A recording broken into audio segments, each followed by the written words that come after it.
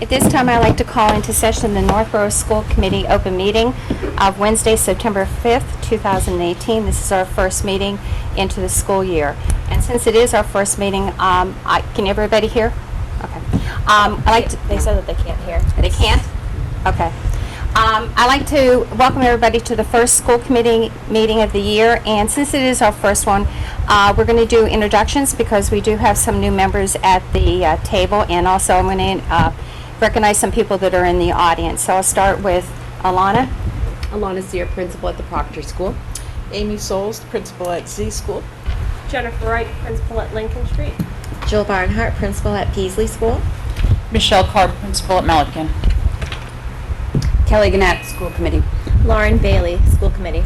Joan Frank, School Committee, and I'm just holding this gavel just for a little bit because Sue Lawrence, who is also a member on the board, is the chairperson, but she had a double booking because her child is at Algonquin and tonight was parent meeting. So if the parent meeting gets done real quick at Algonquin, then she's going to come over and I'll just move over. So welcome. Christine Johnson, Superintendent of Schools. Greg Martineau, Assistant Superintendent. Julie Doyle, Director of Instructional Technology and Digital Learning. Deb Lemieux, Assistant Director of Student Support Services. Marie Allen, Director of Student Support Services.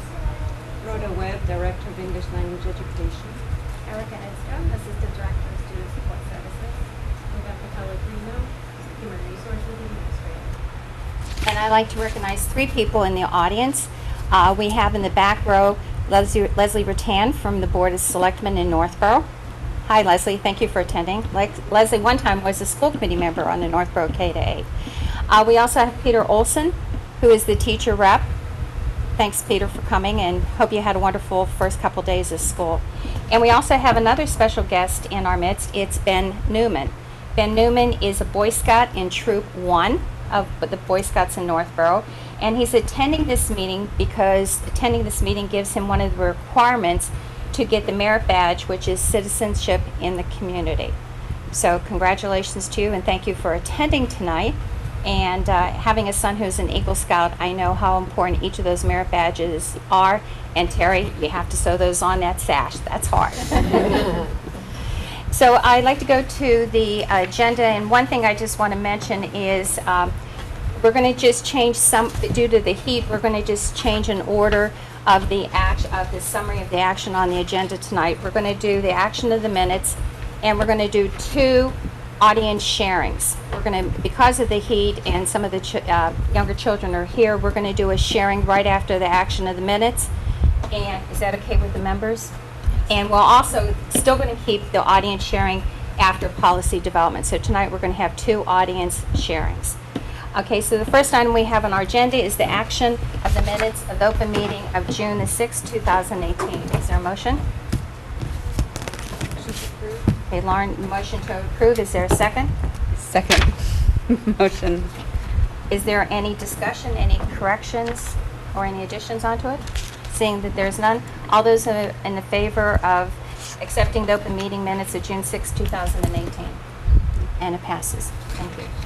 So what we're going to do now is audience sharing, and I think that Terry had mentioned it. If you would like to share something with us, this is, it is not going to be something that we can share back. It's only like information gathering. When you come up to the microphone, please talk into the microphone because that goes on to the our media outlets. And also, if you could state your full name and your address, we'd really appreciate it. So at this time, we will open it to audience sharing. Anyone like to share? Okay. Hi, Emily Martins, 132 Brewer Street. I'd like to broach the subject of bus transportation. Many of you here have received countless emails from me, and I appreciate all the help thus far. My two girls attend Peasley Elementary and still do not have a bus. My husband and I, since the beginning of the school year, have been alternating days to take vacation time to transport the girls. The new process, if it is a new process this year, is not working. I've been getting false hopes almost daily, letdowns, One time my house number was added, but it was the wrong street going to the wrong school. I can't express my frustration enough. I know the superintendent's office as well as Jill Barnhart have had my Dear Diary messages almost nightly. I don't know what else to do. I call twice a day. I'm, again, given false hopes, and, taking vacation time at the end of the summer isn't really welcomed in my line of work or my husband. So I'd like to start a conversation about this. I don't want to have to wait till next week to stop taking vacation time. Thank you.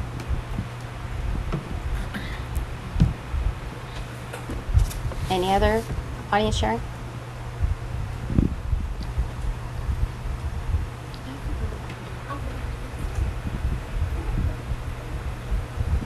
Good evening, everyone. My name is Rebecca Foley Mahopoulos.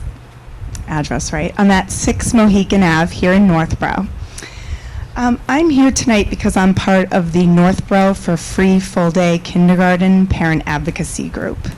I have a son who started full day kindergarten at Z School last week, and I also have a almost 3-year-old who will be starting nursery school next week. When my husband and I decided to move to Northborough 5 years ago, we moved here for its stellar school system, but we had no idea that one day in the not too distant future, we'd need to pay a very hefty sum of money for full day kindergarten. As someone who's been working on this issue to move this issue forward for several years now, I get stopped by parents quite often in the grocery store, at preschool, on the schoolyard, who have had very similar experiences. They're shocked to find out they need to pay for public school. For many, this is a tough decision deciding between full day and half day. The reason it's hard for many parents is because they must choose between having to struggle between having to struggle financially to pay, having to maybe struggle to make the mortgage payment, or needing to do away with some summer vacations for quite a few years. Just a few stories I've heard along the way. So they have to make this decision. If they go full day and have to struggle, they're also ensuring that their child will have the full complete kindergarten experience.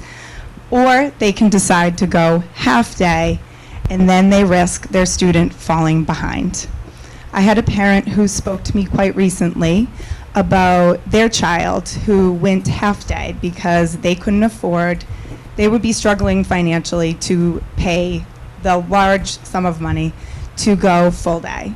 So they decided to go half day, and at the middle of the year, the teacher spoke with this parent and said that the child was falling behind, and she suggested that they move the child to full day. But this wasn't financially feasible for the family. So this is not something we want to happen to Northborough's youngest learners, or any child for that matter. We need to give all students an equal opportunity to thrive in kindergarten. There are only 45 school districts left in Massachusetts that don't provide tuition-free full-day kindergarten out of 317.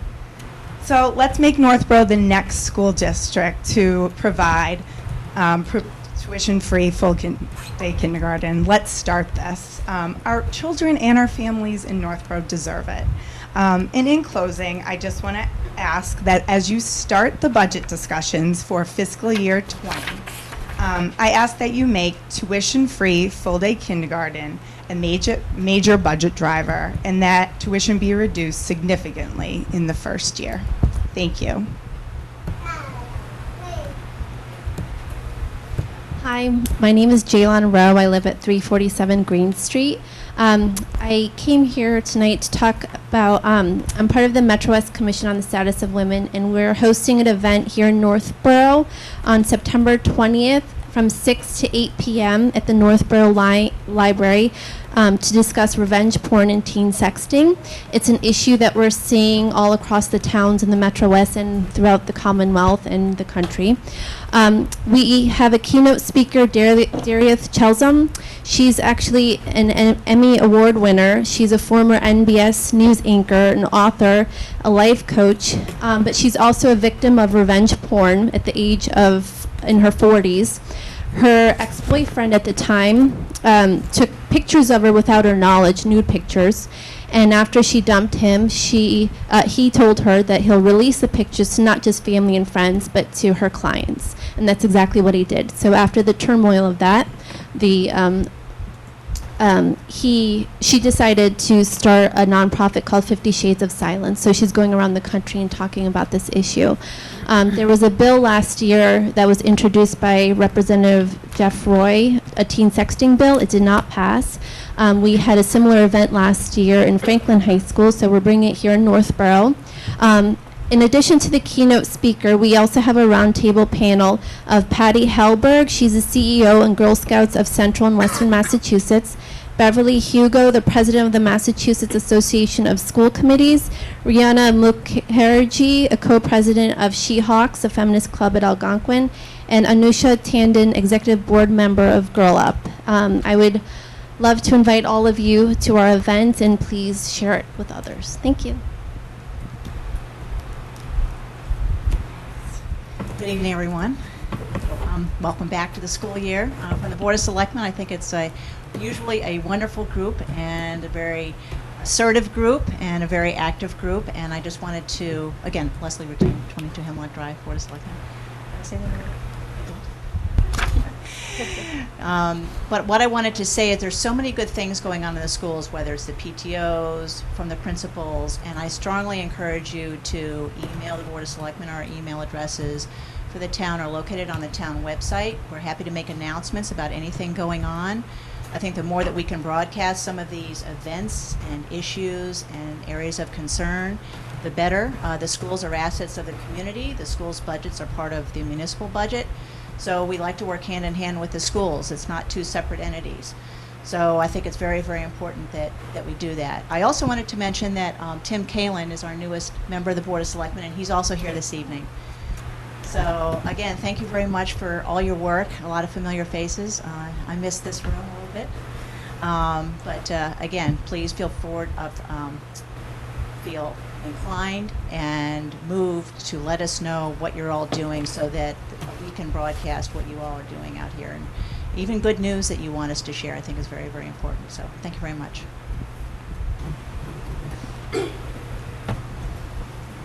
Hi, Susie Sislicka, 8 Emerson Road.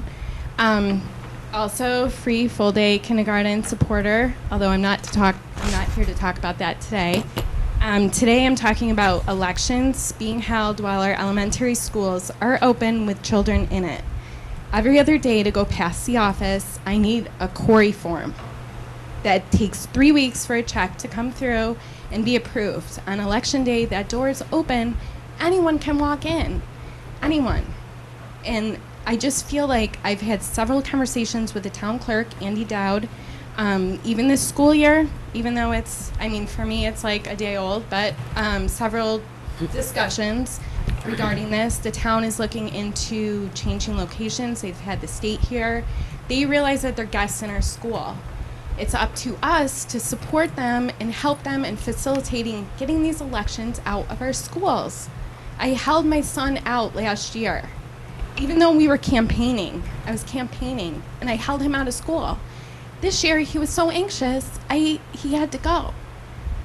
It was a terrible decision that we had to make. So I'm hoping that you will contact the town, get on board with this, and get the elections. The next election, I know it's closed for presidential election. That's not for 2 years. I want it in November. I want it out. We have to work quick because there's notice requirements for the state and things that need to be mailed to all the voters in Northborough. So I would hope that school committee can come together, discuss this, get with Superintendent Johnson and contact the town and get them out. I don't want them in the middle school. People have said, We should put it in the middle school. I don't want it in the middle school. I don't want it in the high school. I don't want it all moved to Lincoln, even though they have a locked door. I don't want it in our schools. So, thank you.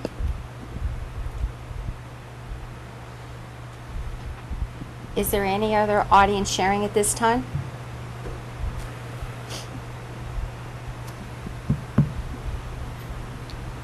Hi, I'm Kristen Willems-Tejan. I am at 6 Leland Ave in Northborough. I moved to Northborough, my parents did, when I was in 3rd grade. So I went to Proctor, and then I spent 4 years in this building. And then I went to Algonquin. And my experience in the educational system was wonderful, prepared me for a great college experience. I went on to my PhD, and I'm now a college professor.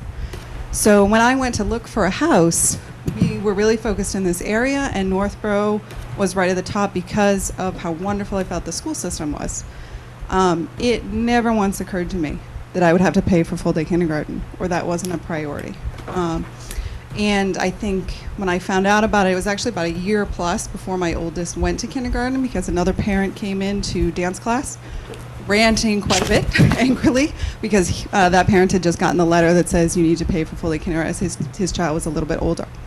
And I think, yes, we had financial issues. This has already been talked about. All of the issues that were brought up earlier, I would second. But I just wanted to say, based on my experience, I had, again, such a wonderful experience that prepared me so well to have a career that I love. I want my daughter to have, and my son and my other daughter to have all those experiences as well. We struggle financially. I had to go back and forth with the business office for the joint district quite a bit this past year. I'm trying to try and work that out so that my daughter could stay in the full-day kindergarten program, because that was a financial issue for us.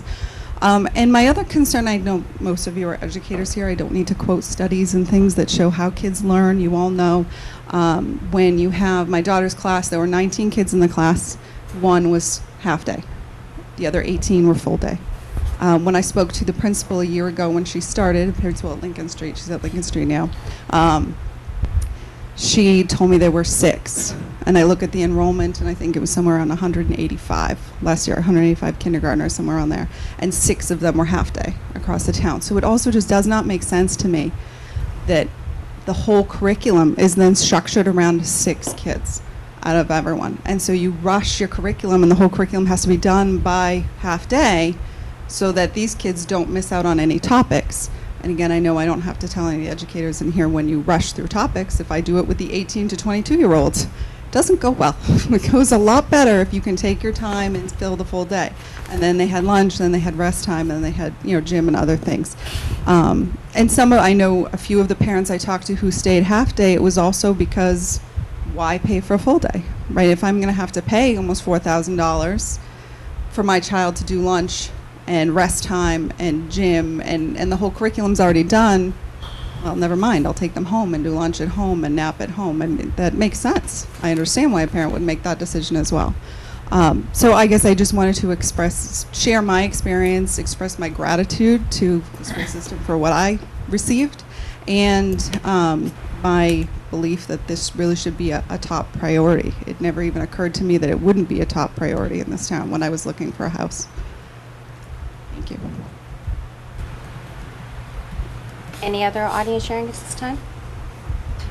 So at this time, I will close out the audience sharing for this portion. We'll return to it in the normal agenda.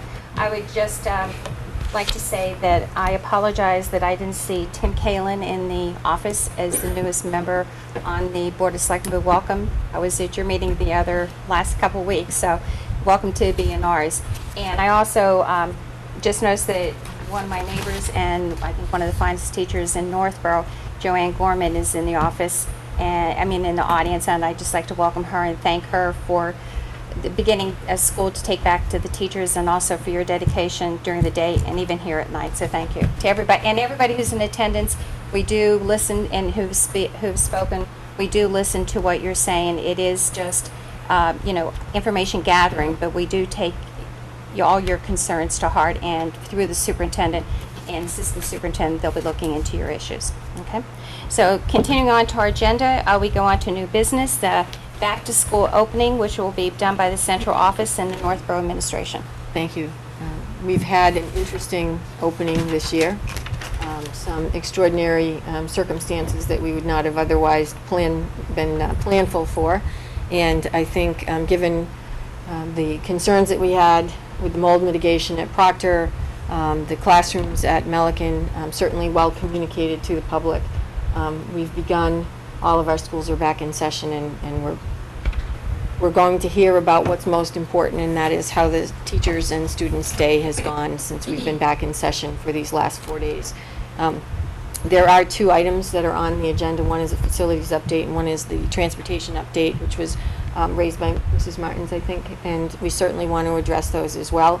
And at this point, I thought we'd start on a high note and just review what is taking place good. And there are many good things that have taken place since we've opened to our families last Wednesday, to our students as well. Our teachers were back for Professional Development Day on Monday and Tuesday, and as we know, those were quite worn days as well. But everyone was focused on the curriculum and preparing for our students. And certainly in some schools, we were busy doing other kinds of things and being very hopeful that school would open shortly, and it has, with a lot of good work and effort on the part of Proctor staff, Melican staff, the administration, and certainly the custodians.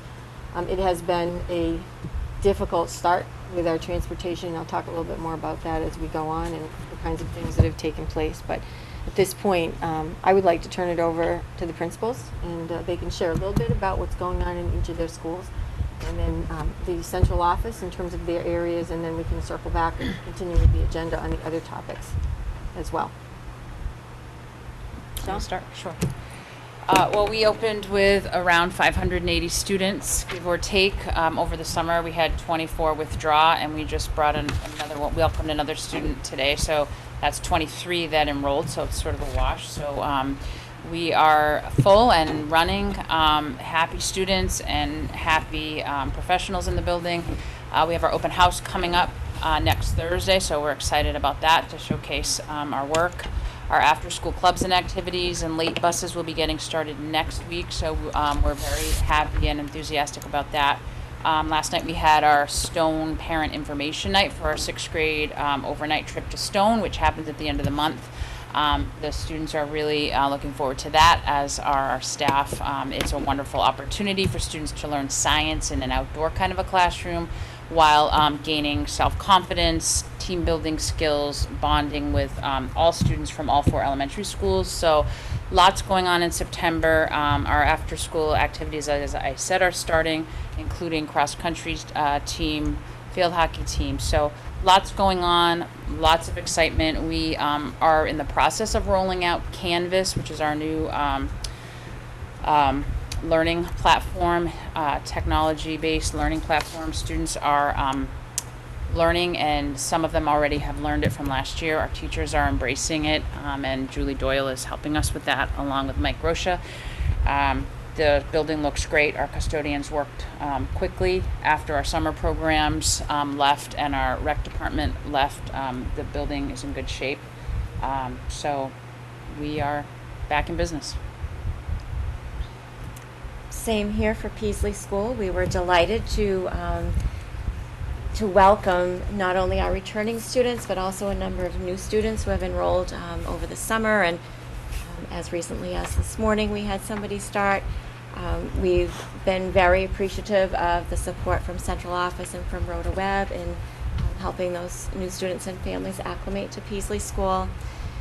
And of course, we had our 2 new kindergarten classes of not only new to Peasley, but new to public education for the most part. They seem to get smaller and smaller every year. They are tiny and young, and we look at them and they go, are they really in kindergarten? And they're just adorable. We've had a lot of really fun things going on, and one of the things that makes me so delighted and so proud of our students is the number of 5th grade students who have volunteered to come out with us at the student drop-off area and the bus drop-off area, and they are meeting our new and our kindergarten students, walking them out to the playground where they meet up with their teachers, and the lines for when they go in. And it is just so heartwarming to see these 5th graders who can't wait to come out and be helpers. It's just delightful. And then another thing is I have this young group of children who go to the before school program, and they enjoy making things for us, and often it's decorations for the office, picture books for us. This week they surprised me with a PAWS poster, and PAWS is the Peasley School Guidelines for Positive Behavior. It stands for Be Positive, Be Aware, Be Willing, Be Safe. And they made a beautiful poster for the lobby, and it just so happened that our first all-school meeting focused on welcome to school, and just remember these are our guidelines. We had a great poster for that. So really felt like we kicked off the school year with a very positive all-school meeting. So I think teachers are, despite the heat, doing a great job keeping things very upbeat and happy, and we are delighted. As Michelle mentioned, we have open house coming up. Peasley School and the Peasley PTO will also be hosting that evening a welcome back night for families to come and just have a little social time before we get into the nitty-gritty of curriculum. So we hope that we see everybody for that, and we thank all of the parents and the teachers and staff for their support getting through these first few hot days of the school year. I'm Jennifer Wright, principal at Lincoln. I joined the Lincoln team on July 1st. So it's been exciting to see the building come alive with teachers and students' faces. It was kind of lonely over the summer trying to figure it out without anyone around, so it's been great to see the kids coming in, happy to be there, the teachers happy to be there, the routines coming along nicely. I've enjoyed going around, getting into the classrooms a bit, and starting to learn some names and some routines of the school, so I'm excited to be here. I just wanted to thank the teachers and the Lincoln Street staff for, a flawless beginning. Everyone was ready to go. The building, as you know, is beautiful. It's cool and inviting at this hot time. And with just, everything seems to be going really well. The custodians did an amazing job getting things set up after the Northborough Rec left us at the end of the summer. The PTO has been amazing and welcoming to me, helping out with the kindergarten brown bag lunch, providing the new families tours over the summer, and then kicking off a beautiful luncheon for the teachers when they returned.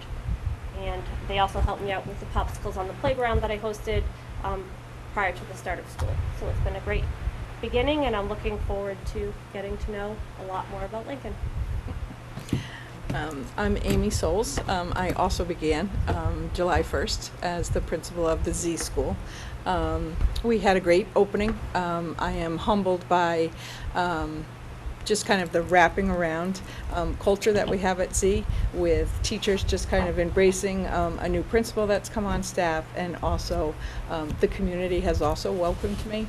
I've gotten lots of emails about things that happen in the Z School and making sure that we keep them going, so we have a lot of meetings set up. We've talked about spirit wear, we've talked about the enrichment program to continue at school, the environmental club to continue at Z School. So a lot of people coming in and making sure that we keep those great things going. And all these things that the adults are doing are really supporting what the children need. Lots of happy faces in the hallway. We're all braving the heat. Learning names is it's coming along.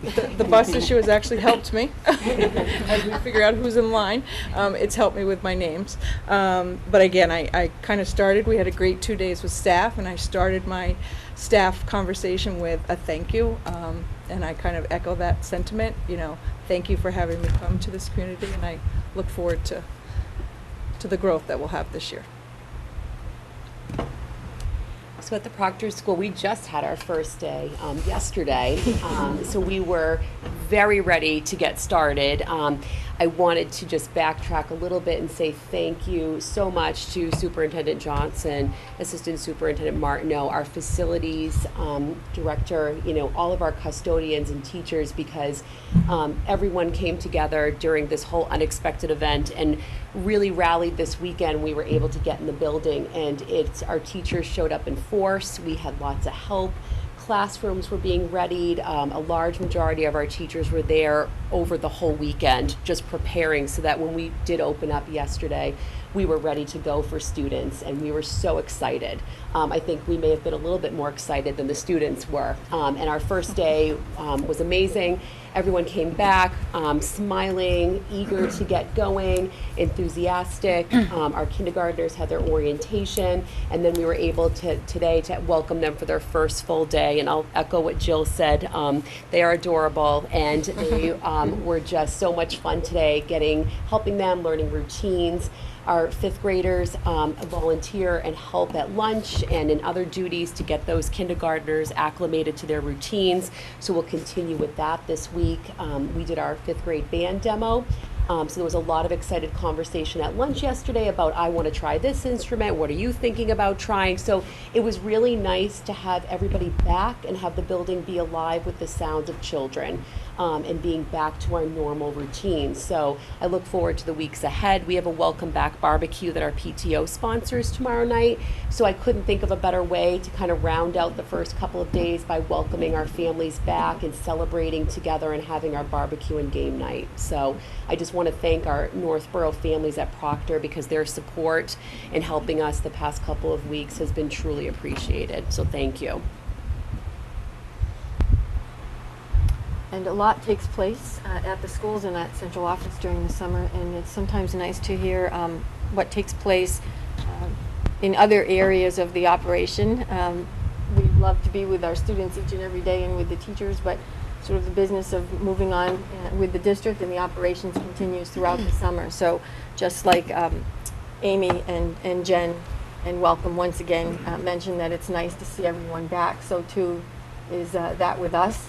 We have a lot of work to do over the summer, but one of the greatest joys is seeing our teachers back and our students soon to follow. So last Monday, through our professional development day, we had a guest speaker come in, and we did flip our PD experience a little bit so that we got our teachers into the classrooms as soon as possible on Monday, and then followed with a culminating event, which was a guest speaker who really resonated with our teachers. We had a lot of positive feedback about resilience and just being mindful of the needs of each and every learner that we're fortunate enough to have in our school system. So I'd just like to turn this over to, we'll just come back down the line, I guess, Rebecca Pellegrino, who is the one who makes sure that someone's in the classroom and that there are folks available to work with our young ones each and every day. And she's always busy. I think that summer is the busiest time for human resources. It's my favorite season, so that's what's so sad about it.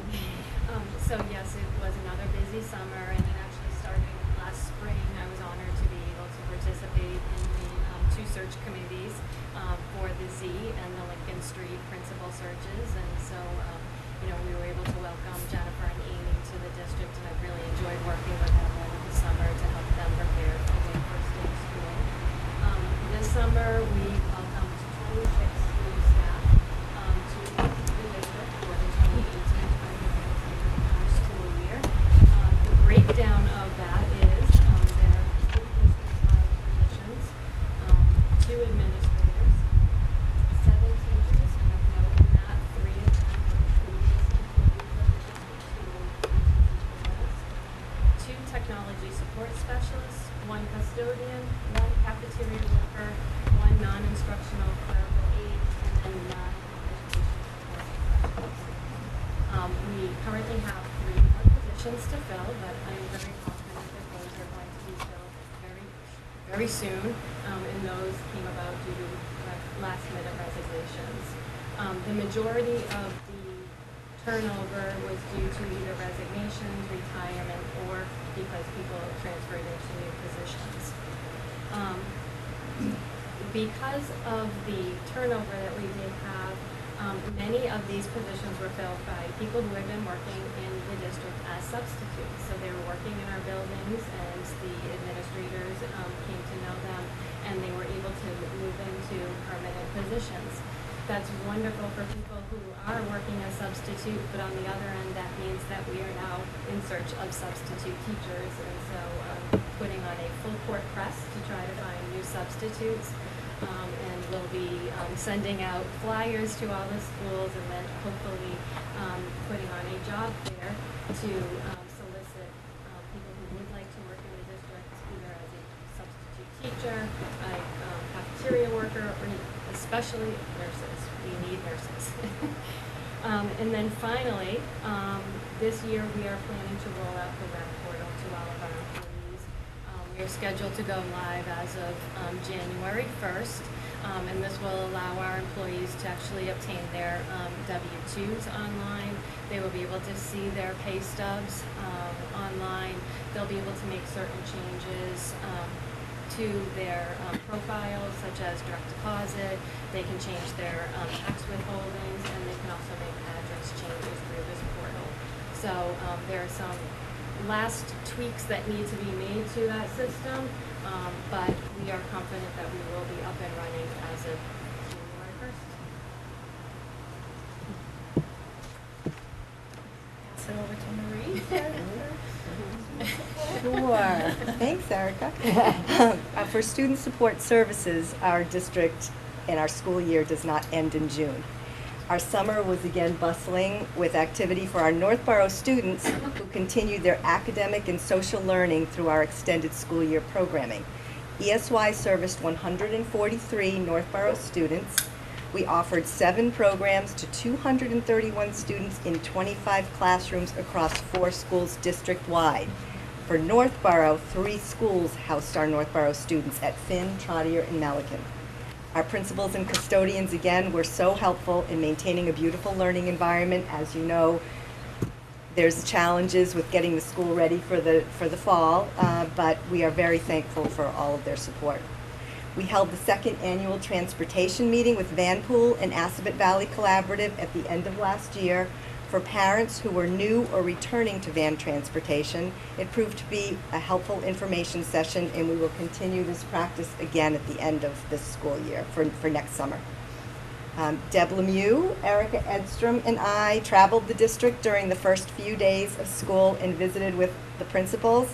And we also visited the elementary therapeutic learning program at Lincoln Street School and the elementary language-based program at Z. And both programs are in their 2nd years. These programs have provided necessary supports for some of our students to experience success in their learning. The students were all busily engaged in activities to start this new school year. Our preschool program welcomed all of our students again in one facility at Finn for the 2nd year. Screenings for some open slots were held last week, and our numbers continue to grow. We're currently reviewing the results of our coordinated program review that was held over the last 2 years and ended in June of this past year. Its purpose is to audit special education, civil rights, and English learners regulations. I'm happy to report that Northborough received a very favorable special education outcome. All timelines and regulation requirements were met in all schools.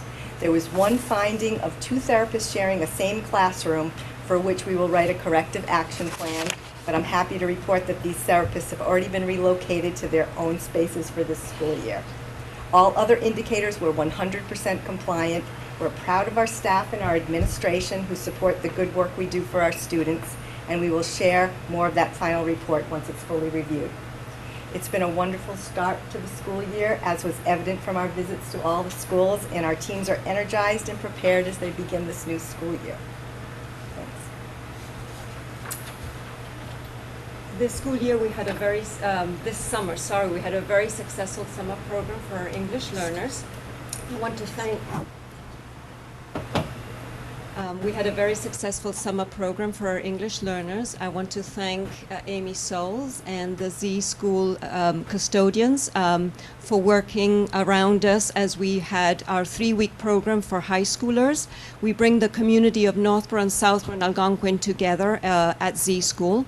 Our high schoolers come for 3 weeks, and our first graders through grade 8 for 2 weeks. We had a total of 33 students from Northborough with an overall of 71 students, a staff of 11 teachers, a coordinator, bilingual English-Spanish student from Algonquin as a volunteer. Our focus this year was the language of economy and business. Every year we choose a different theme, and it's multi-age, so all grades are working on the same theme, and we have a culminating project with everybody coming together. And of course, everything is scaffolded according to language proficiency of our English learners and developmentally appropriate as well. Mrs. Munsick, our ELD teacher at Lincoln Street, provided the curriculum leadership for the program. So the students in 1st through 3rd grades were introduced to vocabulary of basic personal finance and economic concepts such as choice, goods, services, saving, spending, and banking. They explored these concepts through literature to reinforce reading skills. In addition to reading and discussing these topics, students learned with hands-on experiences, naming and counting coins, buying and selling, and playing interactive games.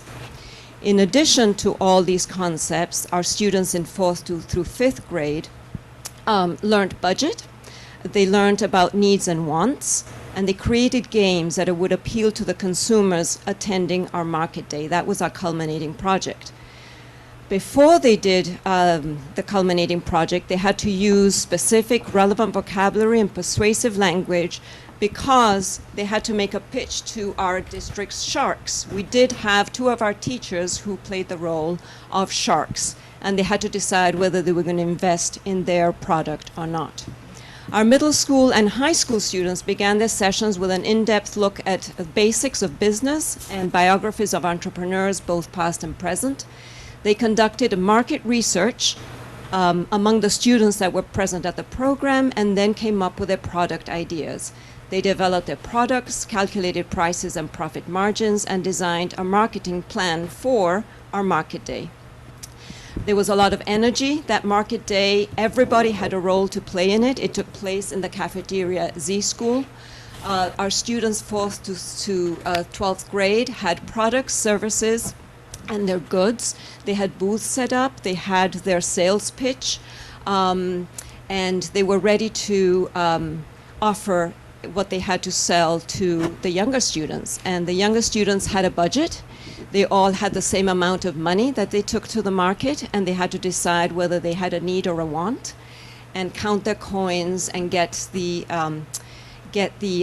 make sure that they were getting the right change.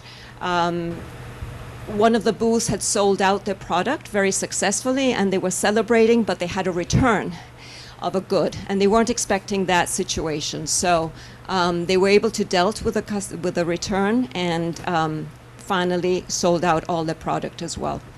Parent service and student service came out very positive about the learning experience, and I'm very grateful to the staff, to our families, and to the students for another wonderful summer for our program. And I look forward to coming back in the fall with more information.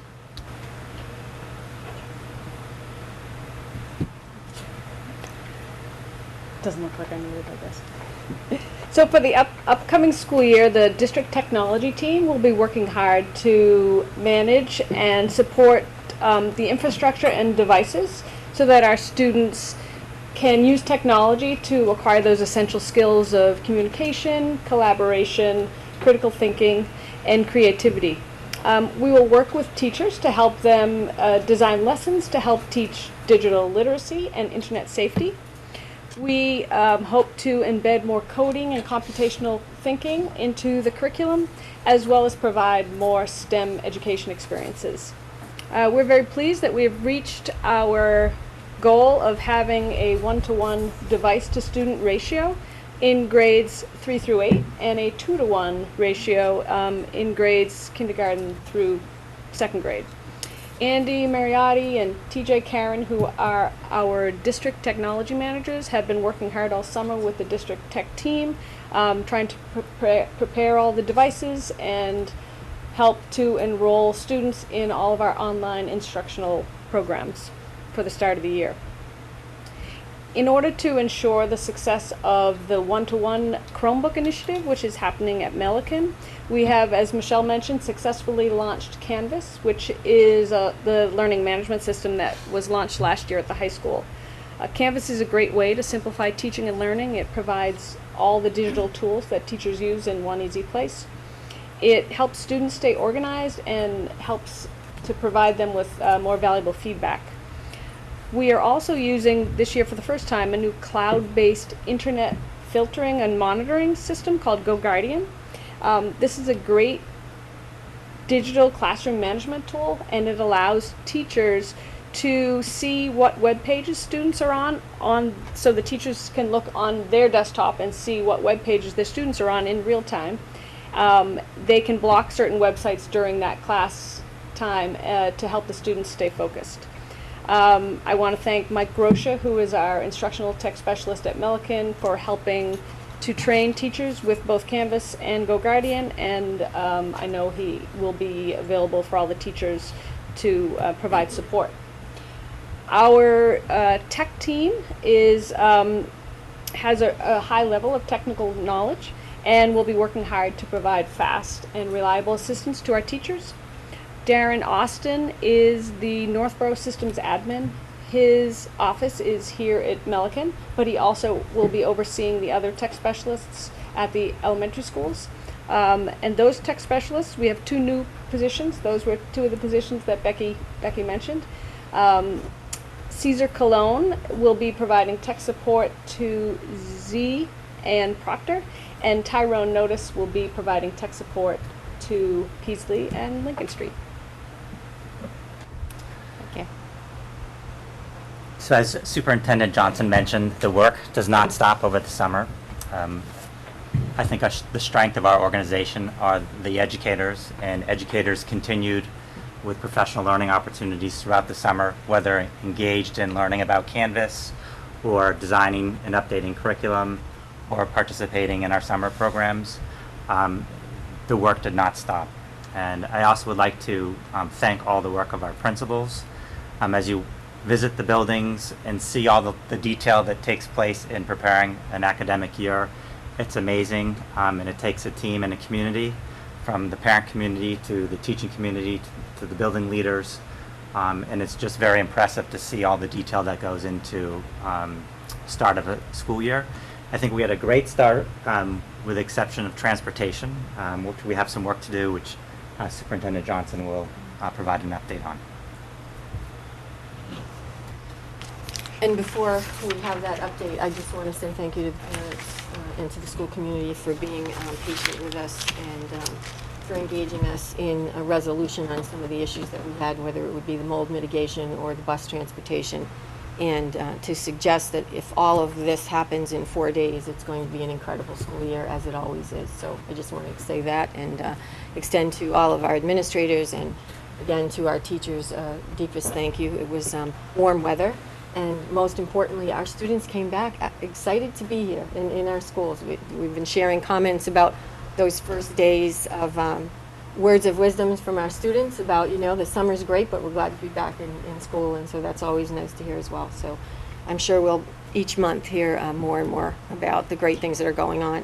With respect to the school bus transportation, I know that you would expect me to say this evening that everything is all right, and I cannot say that. So I will tell you and give you a little perspective on the situation and to update you on the most recent conversation that I had last night and again this morning with the owner of North Reading Transport.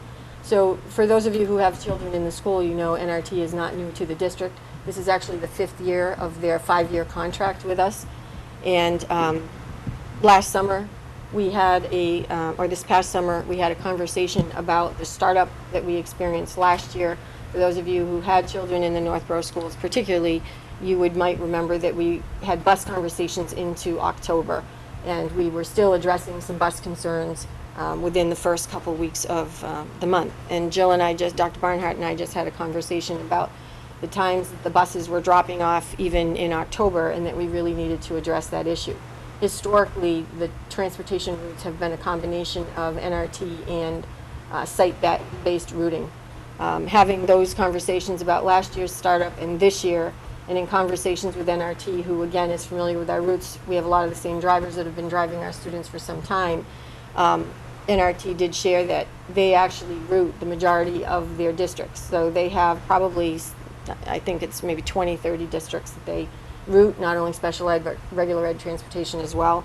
And we thought, okay, this is a good time to try this experience, so that they were doing about 80% of our routing and we were doing 20%, where in the past it had been flipped.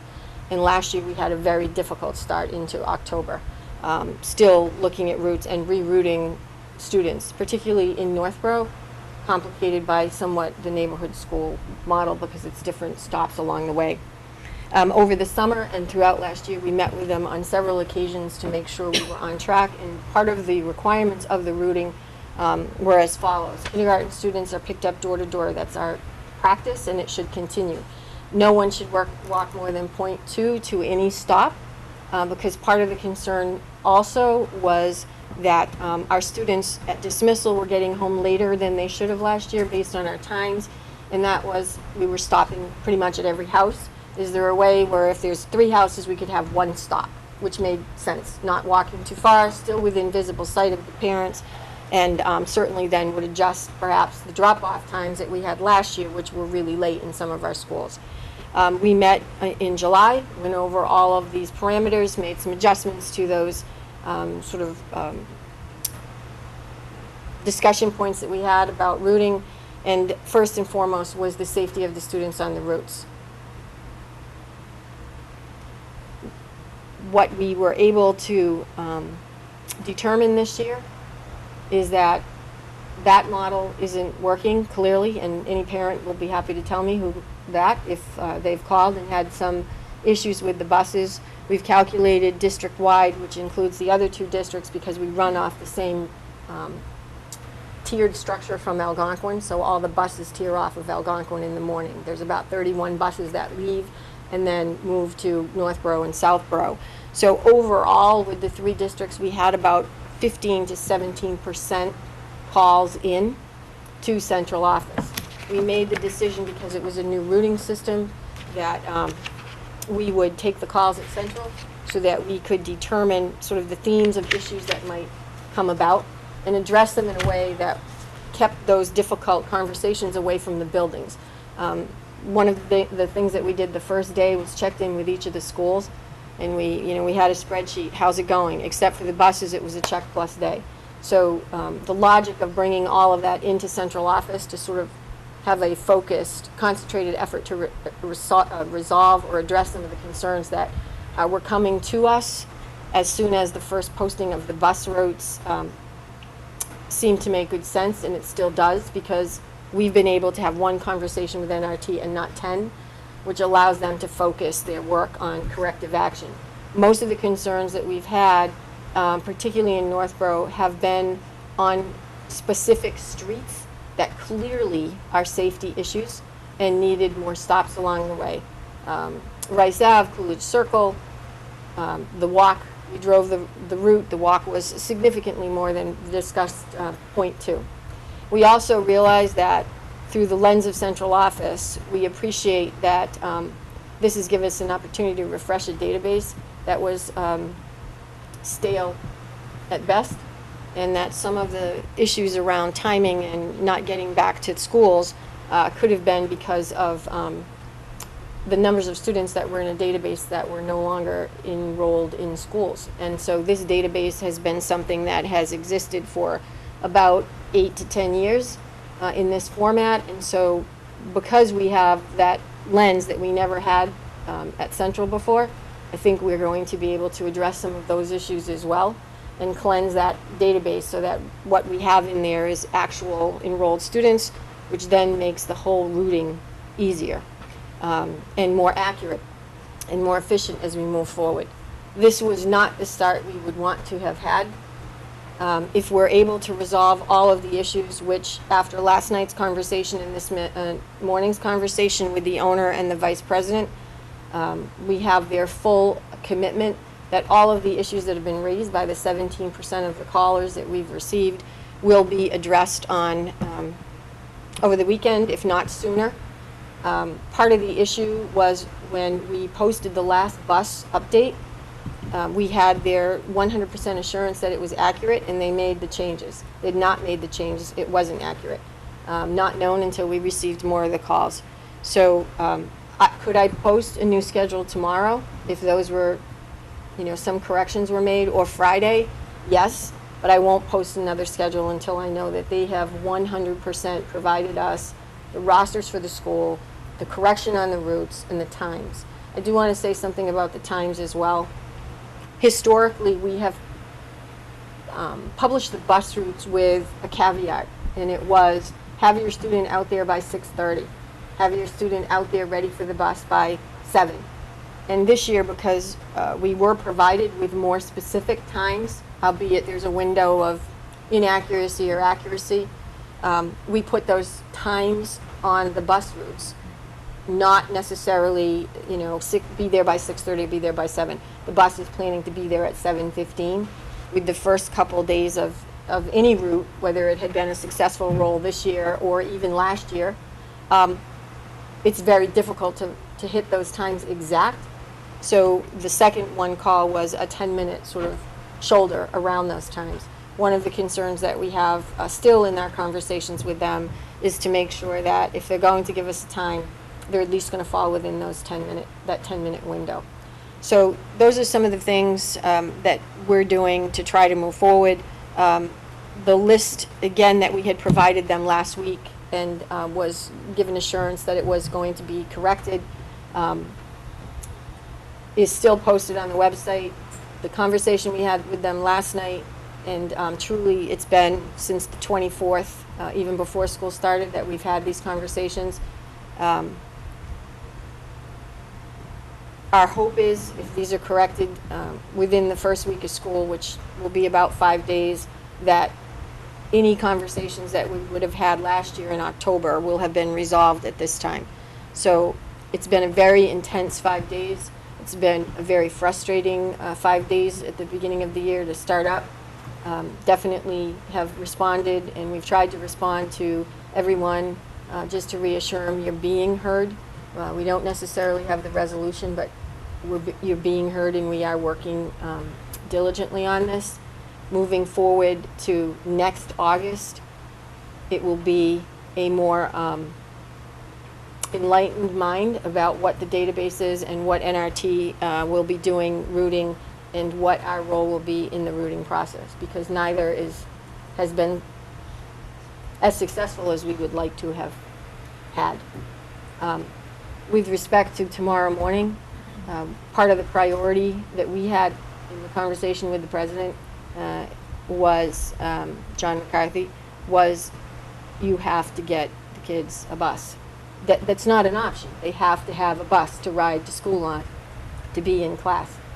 And the kindergarten students have to be picked up.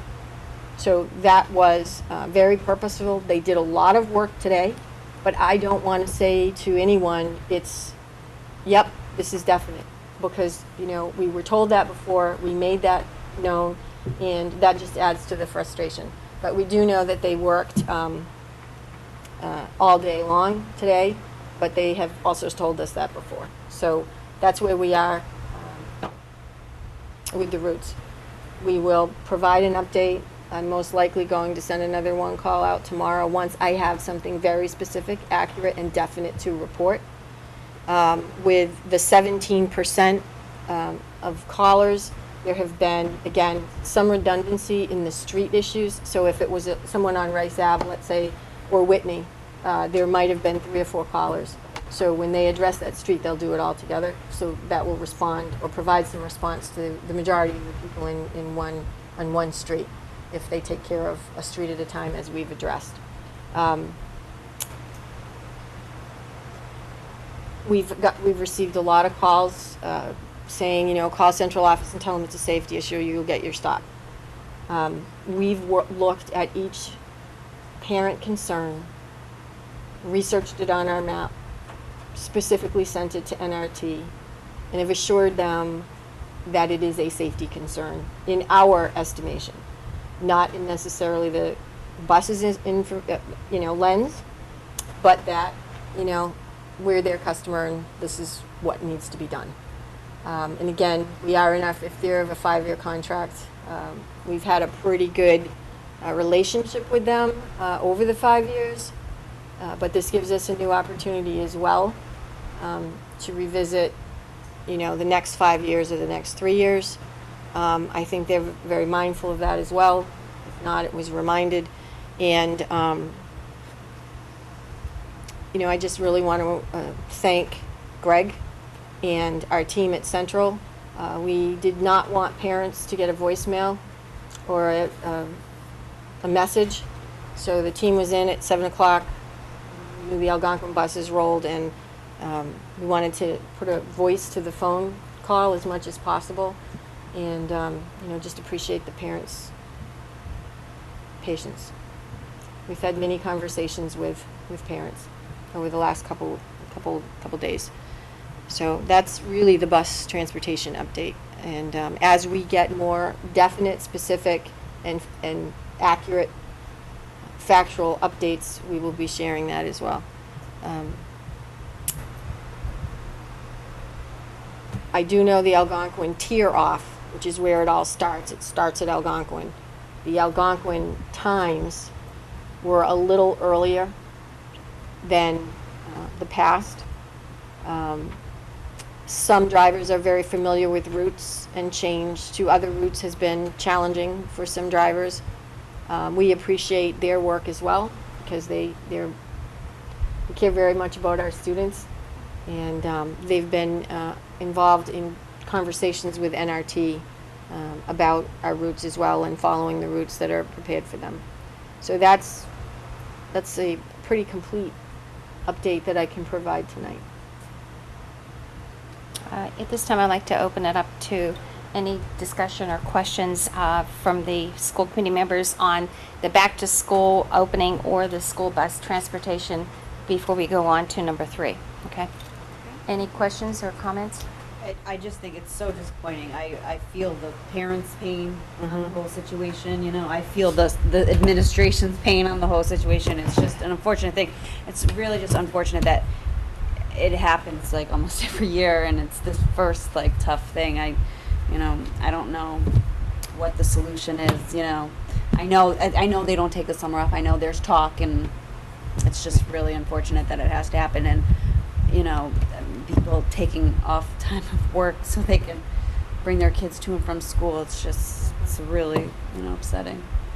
But So I have a question. Because this is the 5th year of the 5-year contract, has there been any talk about other options, or is this financially the best option? I know that they're located very, very close.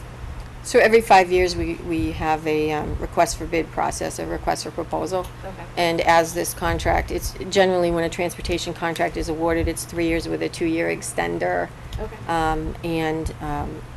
At some point this year, we'll be preparing another RFP and getting ready for that process. I will share in conversations with fellow superintendents that a couple things are true. There are not a lot of bidders for bus contracts. And in the area, there are about maybe 3 or 4 bus companies who continually submit proposals. NRT is a transportation provider for other districts in the area. I actually think they have Westboro. And whenever the superintendents gather together, transportation is always one of our least favorite but always present conversations. So one of the things that I'm most concerned about at this point is making sure that this is resolved early in September and not continuing the dialogue beyond this point about routes and changes that need to take place. And that I'm sure when we hear back from the parent community in another week or so, we may be putting out just a general survey for them, that we find that there's satisfaction. To Kelly's point, agreed completely about this being another year. So I'm hopeful that because this year, this painful process will yield some positive results, which is more information than we had before, because we also know we did have this conversation and it was a different process. So taking the 2 processes and finding now where the gaps were, I think will be very helpful. And whether it's NRT or someone else, and NRT has actually been a fairly reliable transportation provider as compared to other, or in conversations with other districts as well, that it will be a very smooth start next year. So that is our hope. So thank you. And I have a question for the principals. Has this bus issue been disruptive to the beginning of your school day, because you've had parents who have to drive kids to school. They get stuck behind a bus who's unloading, so their student can't get off, maybe at the right time. Is it 10 minutes? Is it 20? How much? And I know these are always the growing pains you have on the first weeks of school, but is the bus issue, because that could be something that could go back to the bus department, is that our time on learning is being affected by the buses. Is it 10 minutes, 20 minutes, or are you A-okay? I'll speak first because I think the middle school is the least impacted by this in the K to 8 because our kids are older, for one thing, and for another thing, in terms of the actual bus times, the drop-off at school has been actually as good or better than it's ever been in terms of getting all the buses there. So that's a check for us. In terms of when they actually leave in the afternoon to bring kids home, we have maybe one bus that's a little bit late, and usually this time of year we do. So for us, the actual start and end of kids coming and going is completely fine. There have been some specific concerns that are being addressed. So I can speak for the middle school that it has not impacted learning. Okay. We've had 2 buses that have been impactful. I would say probably running at this point maybe 10 to 15 minutes beyond the beginning of the school day. We are not running into an issue with a conflict between cars and buses just because of the way that we have the entryway for the buses drop off in one area, cars drop off in another area. So other than maybe a few extra cars being there and maybe some new parents not knowing exactly where to go, but that really hasn't been an issue. And then in the afternoons, it's been challenging because we are the later school, or one of the later schools. So it has been a little bit So you get impactful at the end of the day. the rolling effect coming in. Okay. All right, thank you. Lincoln Street struggled with a few buses that are arriving late in the morning. We've been tracking the times. Mr. Olsen's been great about tracking the arrival and the departure times. We have no issues with the flow of the parent drop-off, just a couple parents that are now needing to drive because the buses hadn't been showing up, but we've been addressing those concerns as they trickle in. At the end of the day, we're having some buses that are arriving late. We get some parent calls. I'm not getting a bus clear until between 4:20 and 4:30. What do you mean by a bus clear? That when they get back to the lot and all students are. Okay. And what time's the release time? We begin 3:20. So the all clear is almost like an hour later. Okay. Thank you. At Z School, I really think we've done it. It's been fine. There's been no loss of time on learning, so everyone has arrived on time. We do have a few extra cars in the morning that are dropping off students, and I'm meeting them kind of one-on-one, dealing with those as they pull into the drop-off. My secretary has done a nice job handling a lot of phone calls, calling central office, filling out forms that are needed, and really working with, we have a couple of volunteer staff members in the afternoon that have come to the office and really helped streamline the process in terms of who's in the bus line, who's going to any DP today, who's a parent pickup, and kind of understanding who's in that line that needs to be in that line. And we've kind of tightened up the process where I think our worst day was the last bus left at 3:45, and today all buses pulled out by 3:07. So in the 5 days, I think that's great. And you could tell when the same staff that's been repeatedly helping with this process came in today and they said, I think we have it. That's a good it's been improvement. a team effort. Yeah, it's That a is. huge improvement. Huge improvement. And earlier today, I had a phone call from a parent who was upset that the child was continually getting off late. So I was excited to see that 3:07 time and know that that parent felt good about what time our children were getting home today. So You get the gold star. We've only had a 2-day pattern, but I can tell you from yesterday to today there was significant improvement. Our buses yesterday, with all but one arrived on time or a little bit before. which was great to see. And today that time for that late bus was improved, and we've been in communication with central office around those particular stops or students that aren't being picked up on time, or they might be being picked up late. And in the afternoon, both days, we have left on time. We've had no problems the past 2 afternoons. And I'd just like to say is that I know when these buses run late, is that you have staff that might be doing bus dismissal. It could be aides, it could be teachers. And I know some principals in the past would also relieve those teachers, and you take on that duty until that bus comes. So please give our appreciation during this time of, upheaval, not an upheaval, but, getting the bus situation straightened out, is everybody that is helping, and to make sure that kids are getting home when they should be. And also, and I can understand parents calling, because if their kids are not coming home, they really want to know why. So I really appreciate that. Thank you for the update. And maybe those are some of the things we can, when you talk to the bus company, is to go back to them. The other comment I have is on the back to the school opening, and I'd like to thank the administration and administrative staff for everything that you have done. And the reason is that one of our budget goals is that we have a school committee, is to meet the needs of all learners with instructional classroom models that are research-based and reflect best practice. And that was in our FY19 budget, the budget goals that we give to the selectmen, and is in all of our documents and that we work from. And as a school committee, what you provided for us today was evidence. You provide us with evidence on that goal.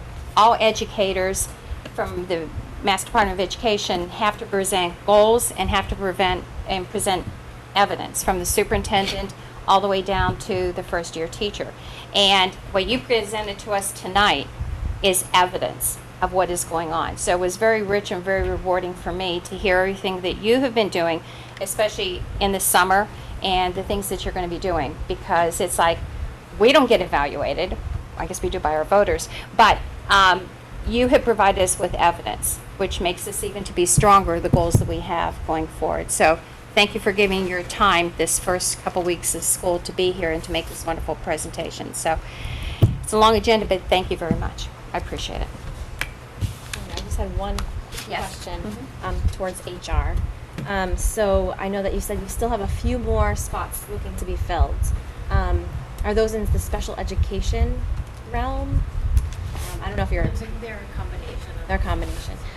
Just because I was looking at some of the resignations versus new hires, and it seems to be a little bit lopsided with the number of resignations for aides, especially in Lincoln Street School.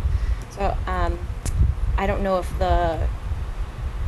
there's been discussion about that, or if maybe the need has just dropped. But that's just something I noticed on paper here. I would say that we have a great workforce. The aide positions are very attractive positions, especially for those teachers who are just graduating from college and are looking to begin their career. In education, and we are finding that many of them are either moving into positions that we have in the district as teachers, or they're being scooped up by other school districts to work as teachers. And so that's one of the benefits, I guess, we have to having such a great school system, is that we do attract quality candidates for these positions. But on the downside is they're so great that we may lose them in the end. And we're happy for them because they are doing what they went to school to do. So right now, with the 3 positions, 2 of them are special education aides, and then 1 is a non-instructional clerical aide, in the office at Lincoln Street School. So those are the positions, and they just, I think... So they're being searched for? They're being searched for, yes, Okay. yes. And like I said, we're happy for them because it is what they had intended to do. Great. Thank you for that clarification. Okay. We'll go on to the next under new business, which is the facilities update and annual tour.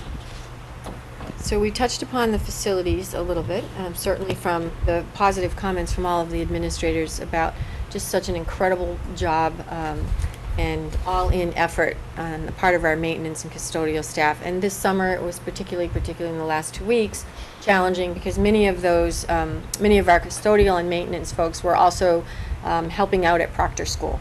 So if anyone had actually driven by Proctor, it looked like there was a concert event taking place every night, because at one point I think we had 24 combined outside service master support folks there, as well as our own crews, readying and moving as fast as we can within the construct and the framework of the whole environmental process that was necessary.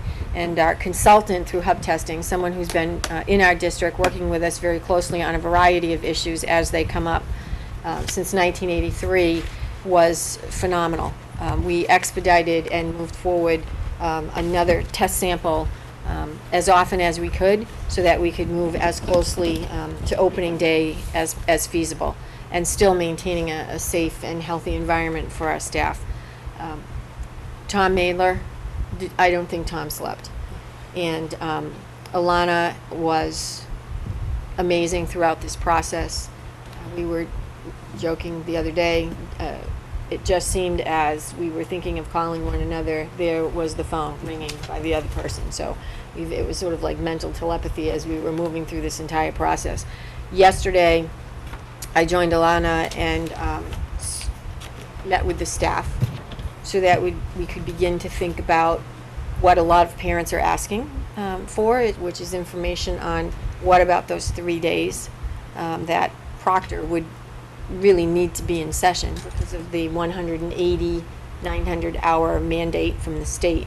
And working very closely together and working with our teachers, and Peter Olsen, the NTA president, was also there. The most logical response to that would be the 2 March days, which are professional development days. So the teachers would be in session, and there are days that are PD days, not necessarily aligned with any particular holiday or celebration. So that if the students were in session on those 2 days, which might be joyful news for parents because it's not a daycare day, they will be in session in March. And that would count as 2 of the days, so that Proctor would pretty much be aligned with the rest of the schools. And we would then certainly have the buses, just pick up the Proctor students on those days. And that would allow us to make up 2 of those days within the school calendar as it exists. For the teachers, we would offer some PD opportunities for them, because we still want to make sure that they're supported in their professional pursuits and also meet their requirements for PDPs. And we talked about a lot of innovative options, just as we have this year with some flex PD days, PD hours for our entire staff. With respect to the 2 days that we were in session and teachers were not, we've worked out a schedule that will allow them to make up those hours by being absolutely engaged in professional learning communities and having some, rich conversations about teaching and learning together by, logging hours, I guess is the easiest way to say that, and extending their day appropriately so. Also to time that so it supports the work that Proctor School is doing together educationally. So with that, that leaves 1 day that would be left. And because Massachusetts has a 180-day requirement, even if we were to go half days, for example, there's a curriculum open house day this month, and there was some suggestions that we could just go another, the other half day, or maybe before the winter break, the Christmas break, to go a full day on Friday. And that seems logical. Unfortunately, that would only be 179 days in session and not 180. And because we are early enough into the school year, thinking about applying for a waiver would not necessarily be feasible or granted, because the position then would be that we have enough time to make up that time. So we're looking at some pretty exciting options for the students and the parent community in terms of family engagement, and not necessarily completely well vetted at this point, but some sort of innovative activities for students, maybe on a Saturday for a half a day that would be fun and interactive, and invite the parent community in as well. So I think that as that conversation continues at Proctor, maybe by next month we'll actually be able to share what that third day makeup would be. So with that in mind, I think we're very fortunate that we have two PD days in March that we could actually just backfill with some of that missed time. And again, to the teachers, very enthusiastic, very much engaged in the conversation yesterday, and we think we have a good response. So we haven't shared that out with parents yet. We wanted to talk with the teachers, and we certainly wanted to bring this to committee tonight, but we would like to share that as soon as possible so parents would be able to schedule accordingly. March is a ways away, so that's plenty of notification, and I think parents will be quite pleased to know that we're not adding days onto a calendar when we're not sure what winter will bring this year. So a lot of good work again by a lot of folks there. And if you do have an occasion to go through the other buildings at this time of the year, you can see yourself in the floor and the tiles, and it's absolutely spotless. They've worked so hard. And the grounds as well, it was hot, very hot, as we all know, and that did not stop the good work inside or outside. So we thank them. With respect to the annual tour, we just made a policy revision in the subcommittee is always, of course, to tour any of the buildings at any point in time, but the actual policy about the annual tours were sort of covered under inspection of building and grounds, and that was just taken up by the policy subcommittee and voted October 30th, 2017. And generally, we try to do the annual tours in collaboration with the town. I'm glad Mrs. Rattan is here as well on the Board of Selectmen because they partner with us in this tour most years. We actually haven't had a tour in some years. This might be a very appropriate year to revisit that given the opening circumstances in the building, and we want to give everyone the reassurance in the community and on our town boards that our schools are in great shape. At Proctor this year as well, and we'll see this in the FY19 first budget run of the season. We had a water heater that we needed to immediately replace. So Proctor's has a new water heater as well. And with respect to Proctor, we did have to remove some items in the mitigation process, carpets, shades, and things like that. So we are in the process of putting a budget together for that. Almost the next day, I was on the phone with John Kader and Kim Fosterhood about possibility of opening up a claim with Maya, Massachusetts Interlocal Insurance Agency, which is our insurer. And so that is being pursued. We are waiting the final test report that must be submitted to the insurance company from our environmental consultant.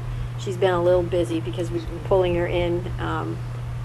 She was there as often as I think any employee at this point. So that's in process as well, and we're really working in collaboration with the town for that.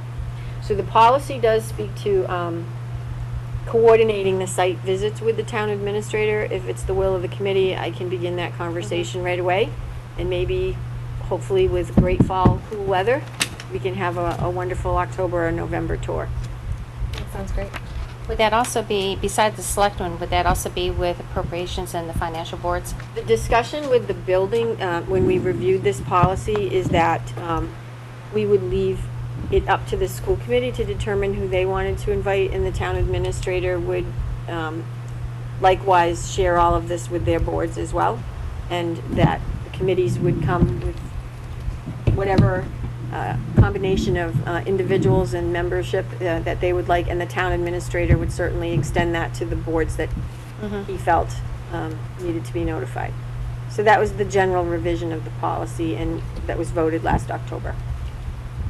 So would we have to take a vote, are you saying, per the policy of what the different boards we want? Or No, it's just an invitation. Invitation. Yeah. I think it would be helpful to have selectmen, the financial planning, and also with appropriations. I think it would be, and it would be good if we could get it in the fall. Sure. You know what I mean? I know we always do one in the budget season, but I think with what was happening, at your school and, with all the blinds and everything, and also there were 4 classrooms, right, at Three, yeah. three at the middle school. it might be helpful just to them and just to be in the forefront of their minds and the selectmen, just to answer any questions that they may have. Especially since it hasn't happened, as In a you while. mentioned, in a while. So I think it was actually the sooner Melican than later is. What was the Melican project? The green was the boiler. I think we replaced at Melican about 5 years ago. Maybe, or was it the generator? It was the generator, the emergency generator. Yeah. So that it's been that long since we've actually toured all the facilities. And at some point, from year to year, I don't think there's been a year where we've toured all the buildings. Sometimes there's something happening at one building that is of a particular interest or concern, and so it's not been all 5 of the buildings, at least in the couple times I've participated. So that can be part of the conversation as well. But I can reach out to John this week or next week. Kelly? So, update on the mitigation. I know I talked to Alana briefly about it. So we're down to one classroom, and is Melican completely done? Done. So they removed the air scrubbers last night. We had the final read from Melican at about 4:30 yesterday. Michelle and I spoke last night, and they were in to remove all of their items. So those are open for students. As far as Proctor, they will be doing another test, and we're hopeful that those results will be back tomorrow to take a look at that. But the building, we did have that informational session. I know you and Joan attended as well, and decided that was the appropriate action to take so that we could address anyone in the community's concerns. And I think Sue Boyle, the consultant, did a phenomenal job of explaining the process and the extreme measures that we've been taking just to make sure that our students are safe and the building is healthy and our students are safe. So. And I think it's also, when we do the tour, is also the town boards will see the wonderful condition that these buildings are in and how well they're kept, and which is saying we're taking good care of their capital assets for them. And also, the meeting that was held on August the 29th, that was at the library about this issue. I'd like to thank Christine because she greeted all the parents and very informational, listened to everyone that had a concern. Alana, you were also there. Tom Mailer was there. Kelly was also there, and Susan Boyle from Hub Testing. And I thought it was a well-attended. I figured it was going to be more. I thought we were going to have to move to another place. I thought it was going to be much higher. But I thought that, the parents had good questions and the responses were good, and I think everybody left feeling very reassured about it because she and Susan did a great job in explaining the testing and the levels. And I think even a parent who had a concern, which I did, is students they may have like breathalyzers, for asthma, and she answered those kind of questions and the type of different molds. So it was also very educational at the same time. So thank you very much for the extra evening and information meeting on to that. Thank you very much. Any other questions or comments from board members? Okay, we're going to the next item. So under new business, we have approval of grants and donations.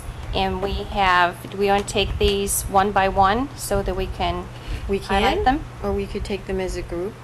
Okay. Schools, maybe? Okay, so yes, we have to vote to accept these. So the first one is the Corridor 9 mini grant to Z School in the amount of $375.80. And what is that for? So it might be with 2 new principals. Don't you love it? I think she does love it. She looks at me like, So this was actually a grant for 20 teachers to engage in mindfulness teachers, simple skills for peace and productivity in the classroom. And that was supported the materials, which were purchased from Amazon. And then we have the Corridor 9 mini grant to Z School in the amount of $125.10. This was for a hardtop at Z, a repainting of the 4 squares, and an interactive walking track and sensory track.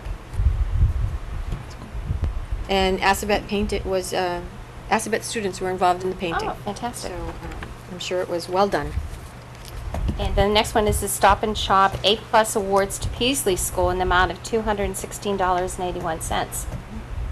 And that's not geared to any specific activity because that is one that we receive a check from Stop and Shop when parents or members of the community shop at Stop and Shop and they use their rewards card.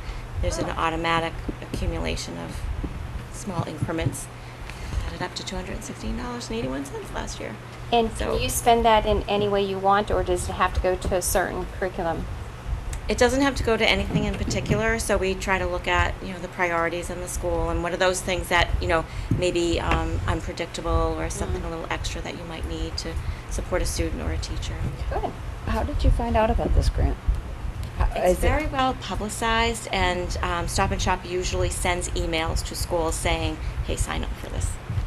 I'm just curious, are the other elementary schools also participating? Because that seems like a great, easy way to get money. And I think other stores do it as well.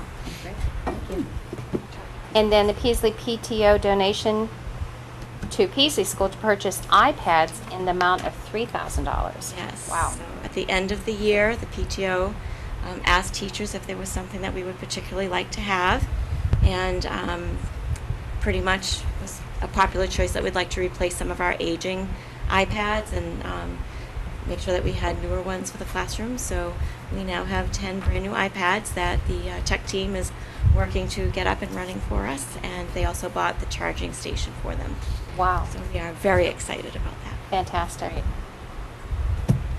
And the last one is a donation from Barbara Robertson to Lincoln Street School in the amount of $250. There is a check with an enthusiastic thank you. And generally, when we receive those, they're for general purchases at the discretion of the principal. And that, I believe, is the case in this donation as well. Fantastic. That helps us. We always have the PTOs and we have come up and talk about the money that they donate. This is another case of the donations and wonderful. So at this time, I'd like to have a motion from a member to Kelly. I'll make a motion to accept the 5 grants. Can I say it that way? Fine. Second? I second that motion. Any further discussion on accepting these donations? All in favor? And it passes unanimous. The next item we have is old business, and that is the subcommittee and liaison assignments that is in your package. And we have our chair back. But no chair. But no chair.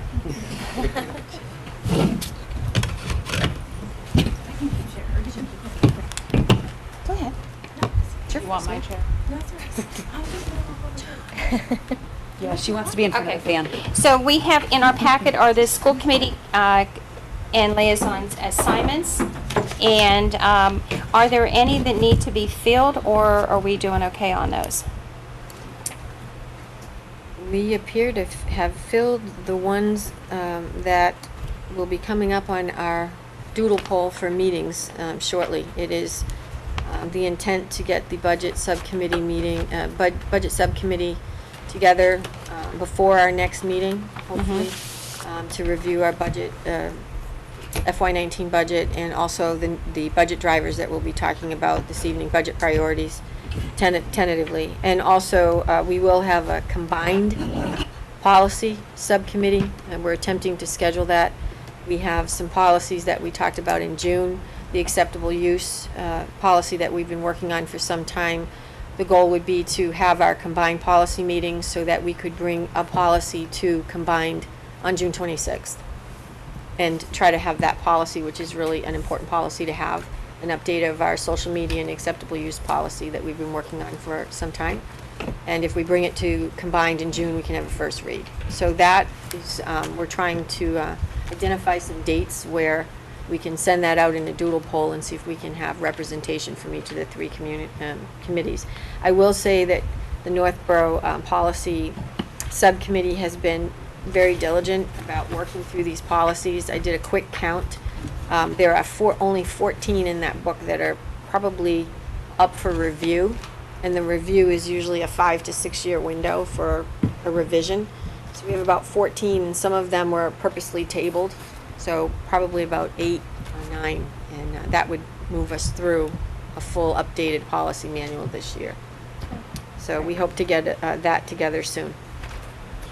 Do we need to have, on this listing of the liaisons, the legislative ad hoc group, do we need to place somebody on that one?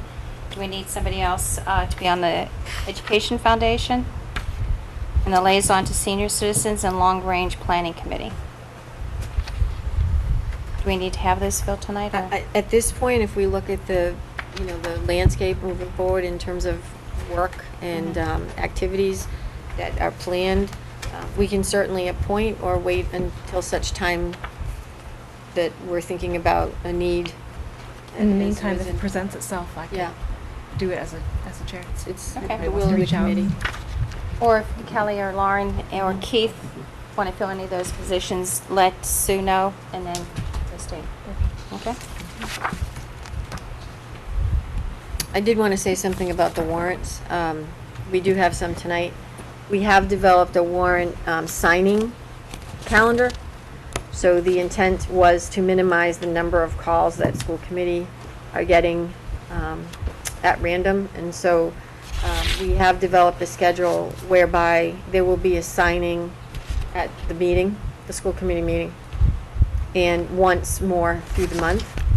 And that will generally be right before we issue payroll. So that limits the amount of activity on the warrant subcommittee, and that should actually streamline the process. I know sometimes you're getting a call, can you come in tomorrow at 6 a.m.? So this way those dates will be known, and that committee can plan accordingly. So is that a Google Calendar?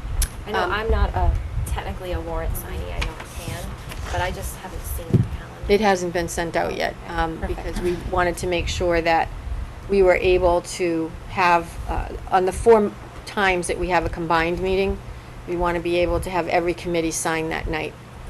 So that would be the 2nd that month. So in September, we have a combined meeting, and the 26th, that would probably be the next warrant signing. And that was, hopefully something that will help the school committee be able to plan accordingly. Okay, the next item under old business is school safety update. The last meeting, I believe it was the June meeting of the Northborough School Committee, we had a wonderful representation of members in the community who had formed a Northborough Southborough safety study group, and they had presented to us and offered some opportunities for collaboration. I did meet with them over the summer. Actually, we met on June 18th, and we had met one other time as well. And part of what they had spoken to us about that evening was, would we be interested in taking a look at the Sandy Hook Promise? And there's some information in your packets about that, and there's some information on the table in the back.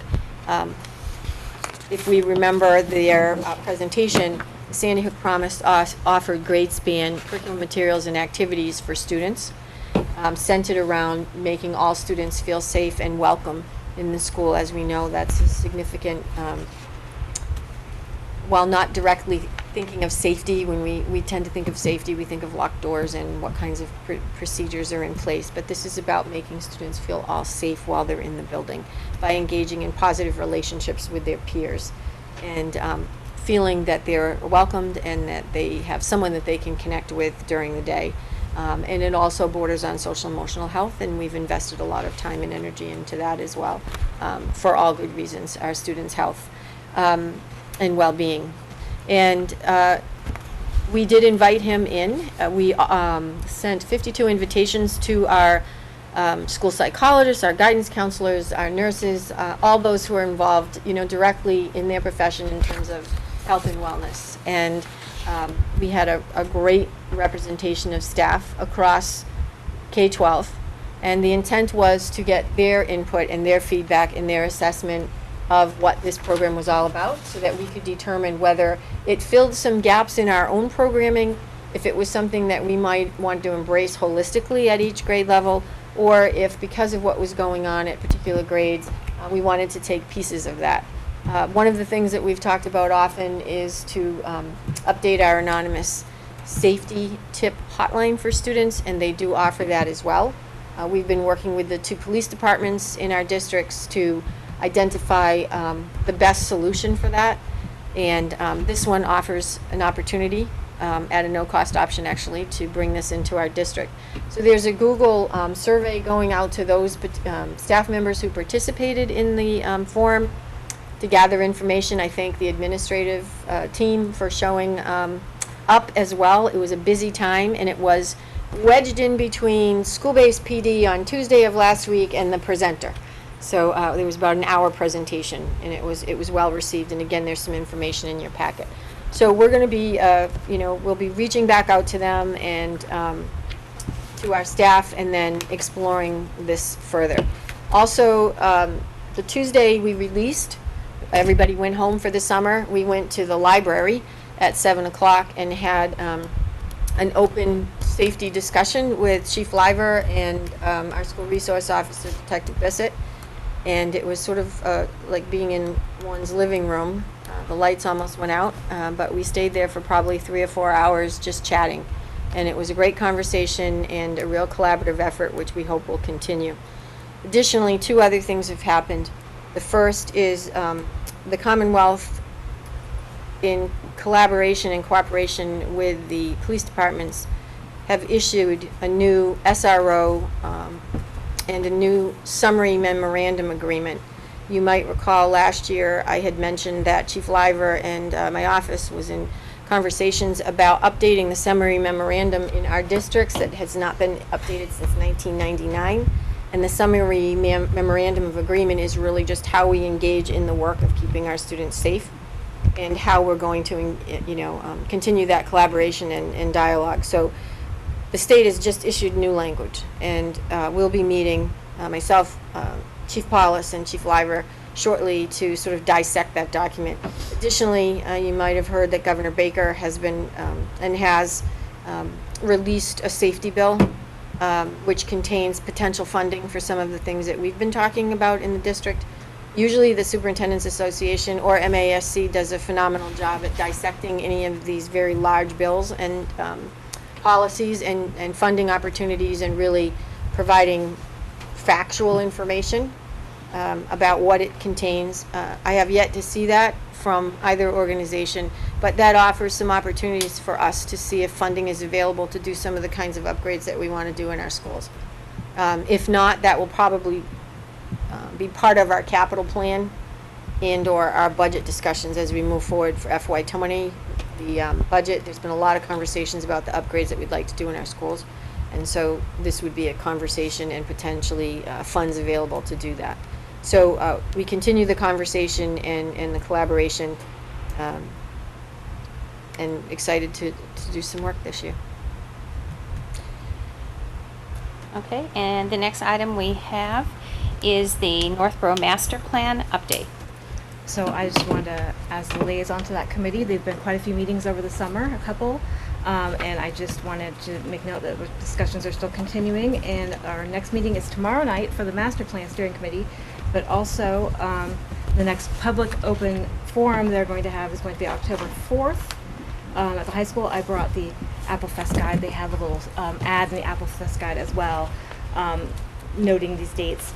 So it'll be October 4th at the high school, and then they're also going to have information booths at Apple Fest for people to find out more about the master plan. So it's going well, and the meetings continue, and that is my update as my liaison to that Good job. steering committee. Okay, we're on to any comments from board members? Superintendent's report to the committee, FY18 budget, the final. The final. And the final is not so final because it's always pending audit. And we have our auditors in sooner, they're in next month, I think, the next couple weeks to begin auditing our FY18 financial information.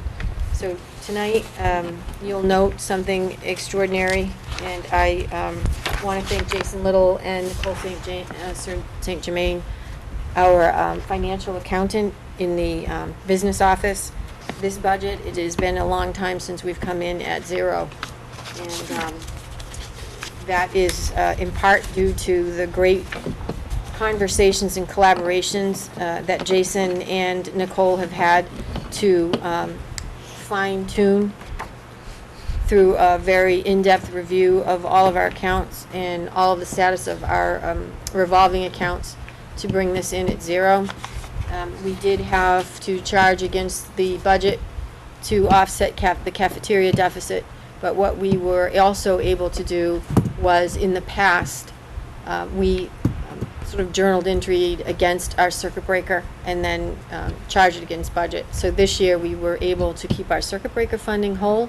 We did not need to dip into that, but because Jason and Nicole sat and went through with a fine-tooth comb every potential penny, we were able to at least offset that through operational and replenish our circuit breaker where we had originally balanced out against. So just tremendous effort on their part, and I did call Jason and on behalf of the committee just extend our deepest appreciation for that good work.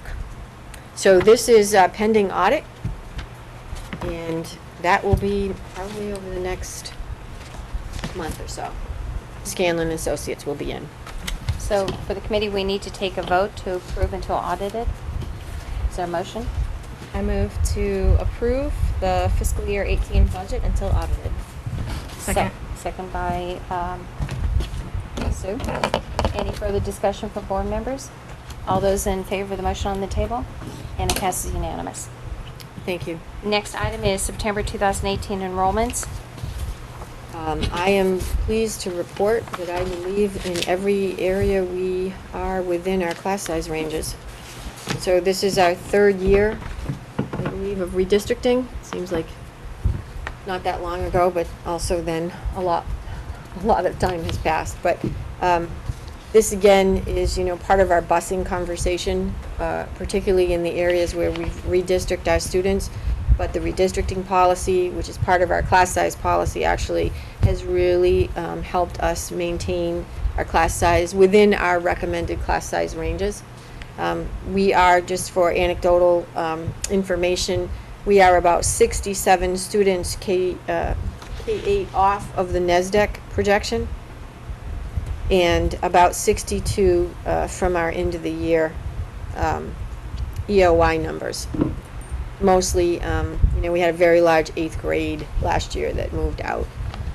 But the good news is we had students move into the district.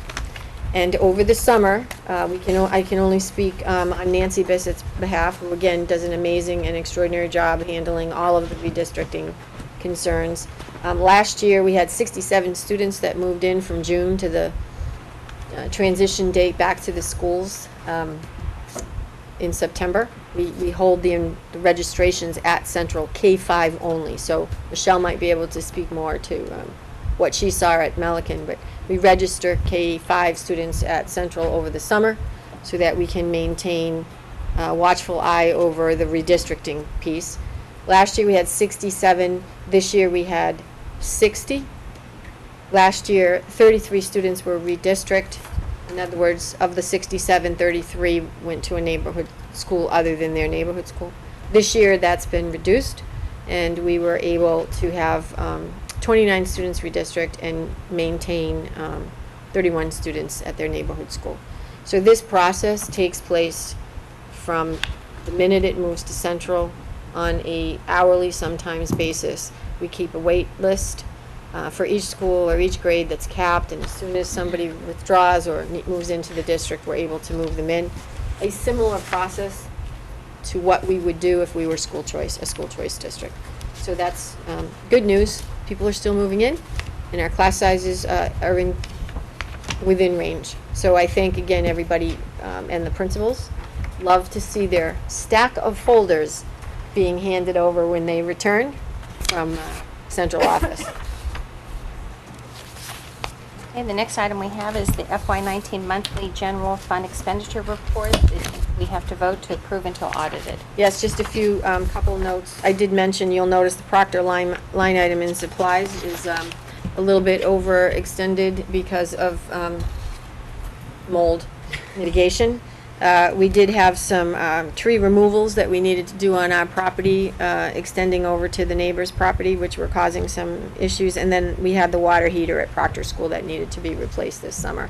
Otherwise, it's a typical September as we begin to expend the new fiscal year. Is there a motion? Sue? Go ahead. I move to accept the fiscal year 19 monthly general fund expenditure report. Second? I'll second. Second by Sue. Any other further discussion?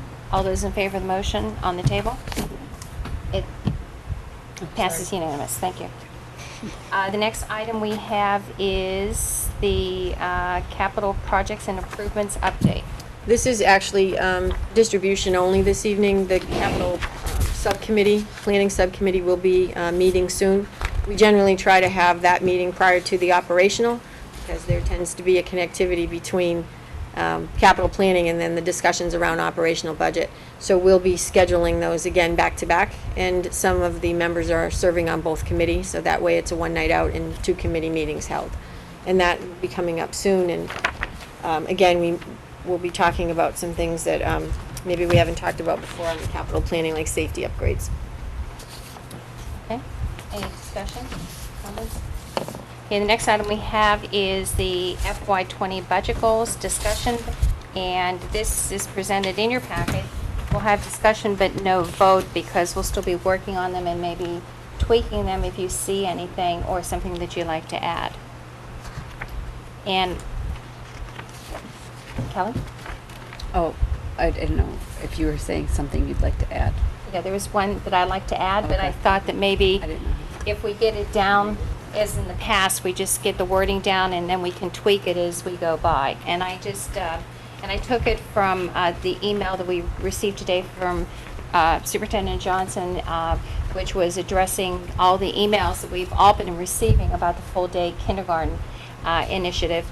And so I took, after reading Christine's email that she had sent out to the parents in response, I looked at some of the wording from there, and to try to get it into the same vein as the first word is always, seems to be an action verb, is that this is what I put in there was, and we can write it down and we can put it in as a rough draft, was an extra budget goal for FY 2020 is to determine the feasibility of transitioning to a tuition-free full-day kindergarten program.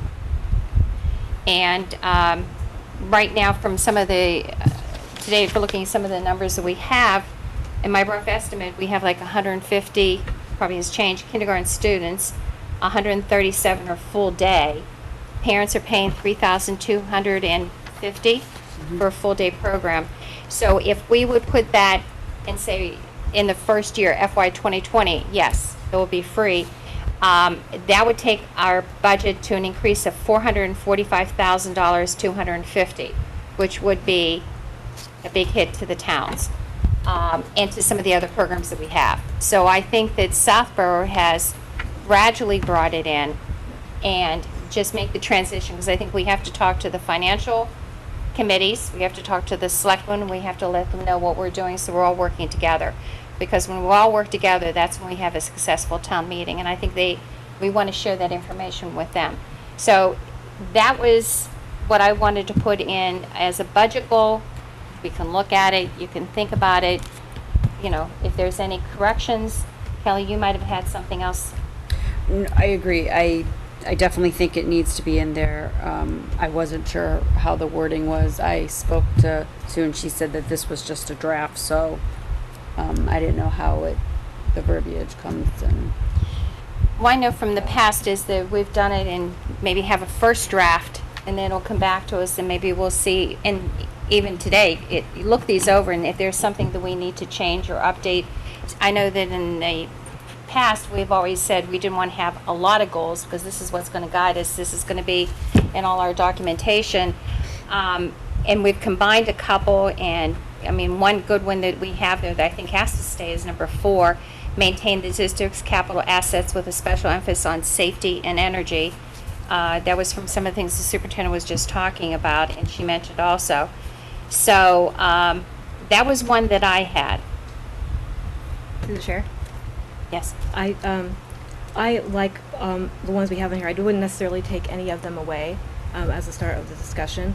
I do agree with your adding in something about the feasibility of it, because I do agree that the $400,000 in one big swoop, I really like the transition presentation that the superintendent has put forward at previous meetings as more of a way to go. As you know, our document says, we're trying to, you know, do this at the lowest possible cost to taxpayers. I think we need to be mindful of that with that type of thing in mind. So also, I like your point that the impact on other programs that could potentially have is something to think about as well. I was thinking maybe, again, I don't know verbiage of things to add, of maybe something about the sustainability, because we also have grants that are expiring and that type of thing. I know we have it. I don't know if that would be redundant, because in our top paragraph it talks about the impact to the town, as Joan was speaking, that I don't know if we would want to consider a sustainability type of bullet point, what the verbiage would sound like, or but that was my input as well. Yeah, and I agree with Sue on the sustaining the grants. I mean, such as the one that we have, we're going to be looking at The Metro West Health one. The Metro West Health one that, you know, and I think that one's coming to the end of the third year, and we're going to have to rewrite that, and that's a big help to us in assistance. So I think keeping up those grants is very. And whether that would be a bullet point, or if that would just be like more sustainable type of, you know, point of conversation. One of the things that we've been able to do is to transition essential staffing positions, to transition those essential positions from grant onto budget.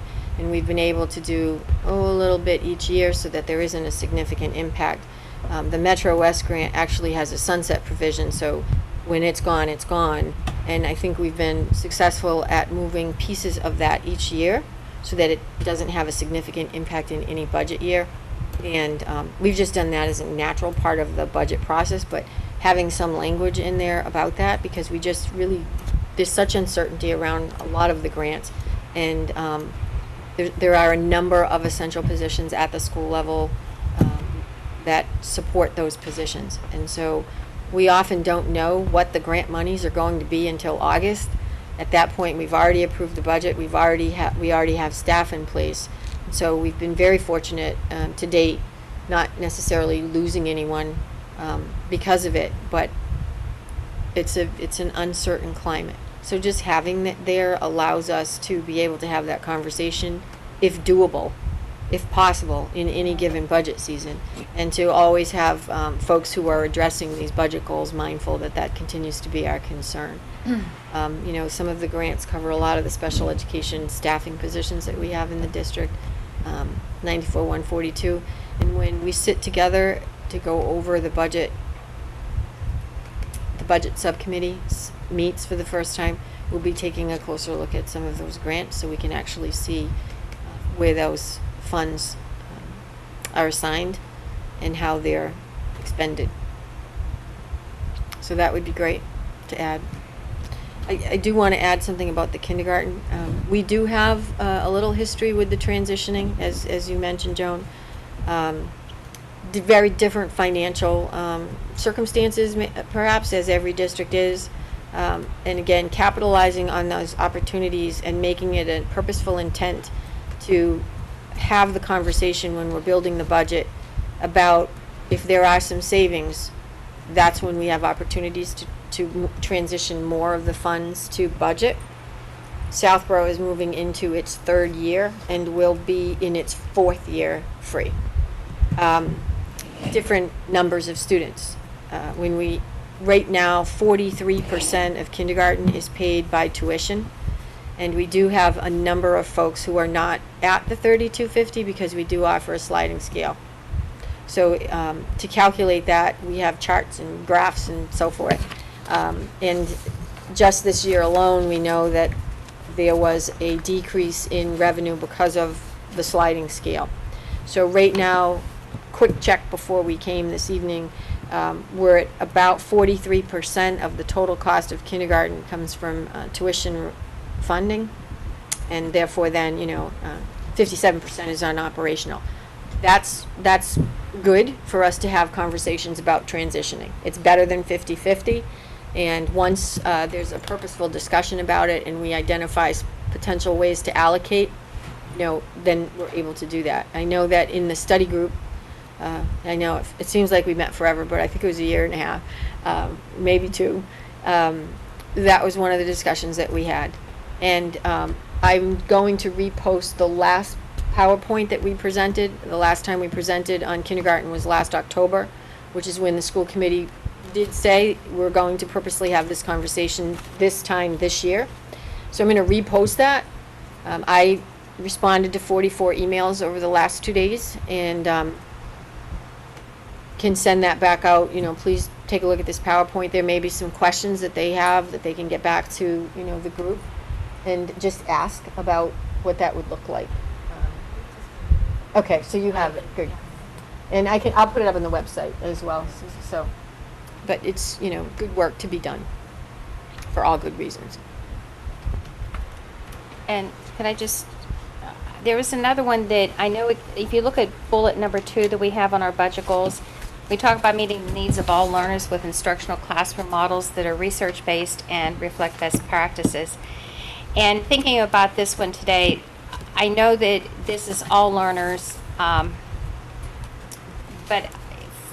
after taking a ride down my street today and seeing at 1 Whitney Road at the circle where the Dunkin' Donuts is, it was always, okay, what is going to go into that green building there? And it's an autism that's going in there, Autism Development Center or something. And if you go further up Whitney Street, you'll see that there's it's JR Abilities. And so those 2 buildings, driving past it today, I'm saying, like, it's because we're identifying kids sooner and giving them, identifying them sooner and helping them through the preschool program and everything like that. But these are things that we're having all learners, what I mean? So all kids can have something at some stage. And so I didn't want just to say all learners. I think that this is my feeling, is that I wanted to have another bullet that talks something about the special ed. And because of the rising cost in the special ed is, something like, looking at the programs that we have and what we can do to be even better, because society and the public and environmental issues are all affecting children that are coming in with so much more. If we have type 1 diabetics, if we have students that learning disabilities or even physical things, is that I think we're encompassing so many different learners today. So my feeling is, and I didn't know how to really get the wording to go on that, to find the action verb to start it, but just something to grasp and make sure that we're looking at what we can do, not besides it's all learners, but I just think that I just wanted to have those special students that we really have to educate and we have to take care of. Just on my street alone, there's autism, and there's ones that are for adults that come into the JR Abilities program. So that was just my feeling and my personal soapbox. Tweaking some of the language on that one then. Tweaking, maybe, even if we tweak some of the language. I didn't want special ed to be lost in all learners. It is all learners, but I think what is happening today, just as we have the full day kindergarten program, there's so much more that kids are doing. What's in a kindergarten program, even if it's a half day, is not what was in the kindergarten program 10 years ago. And what the kids have to know coming into first grade is not the same that my kids had to know when they came into first grade. So I think we're moving, and we got to keep abreast and keep up to speed with everything. So, okay. Any other additions to budget goals, priorities? And we'll see this again next month. Okay, the next item that we have is under the superintendent's report, the FY20 budget calendar. This is distribution only. As we know, these dates fill in rather quickly once we start scheduling capital planning and budget meetings and so forth. So the majority of these are tentative dates, moving closer in April to public hearing and town meeting. Those dates are set, but we'll be filling this in as we always do each year as we meet to discuss the budget. And then will we put on here also the date if we have a tour? Would that go on here too? Would that be part of it? Sure. Okay. Any discussion, comments? Okay, next item is educational policy, none at this time. Next is policy development and or distribution, and it's an updated policy manual index. So this is a special request from Cheryl Lepton. What you have in your packet is the index of all the policies, and all of these policies are online. And so while we're still going to keep up the manual, as we always do in the 3-ring binder, they are also available virtually, and updates will be posted there as well. So this is really just information and an update for your binders. Thank you. Tell Cheryl thank her very much. Next one is distribution of approved policy, the religious observation policy I-340. Voted and approved at combined in June, distribution only, and inclusion into the manuals. Okay, and next we have audience sharing. And just to let Sue know, we did do an audience share. Today's meeting we had 2. We had one at the beginning because it was hot, and we had some little kids who were with their parents. So under the recommendation of the superintendent, we did an audience sharing at the beginning, and we will now be doing another audience sharing if there's anyone left that would like to contribute or have anything to say. Please take the microphone and just identify who you are and your address. We know you're hot. Hi there, I'm Danielle Redfern. I'm 2 Fawcett Orchard Road, and I have a kid at middle school and a kid at Lincoln. I'm sorry, I'm very hot.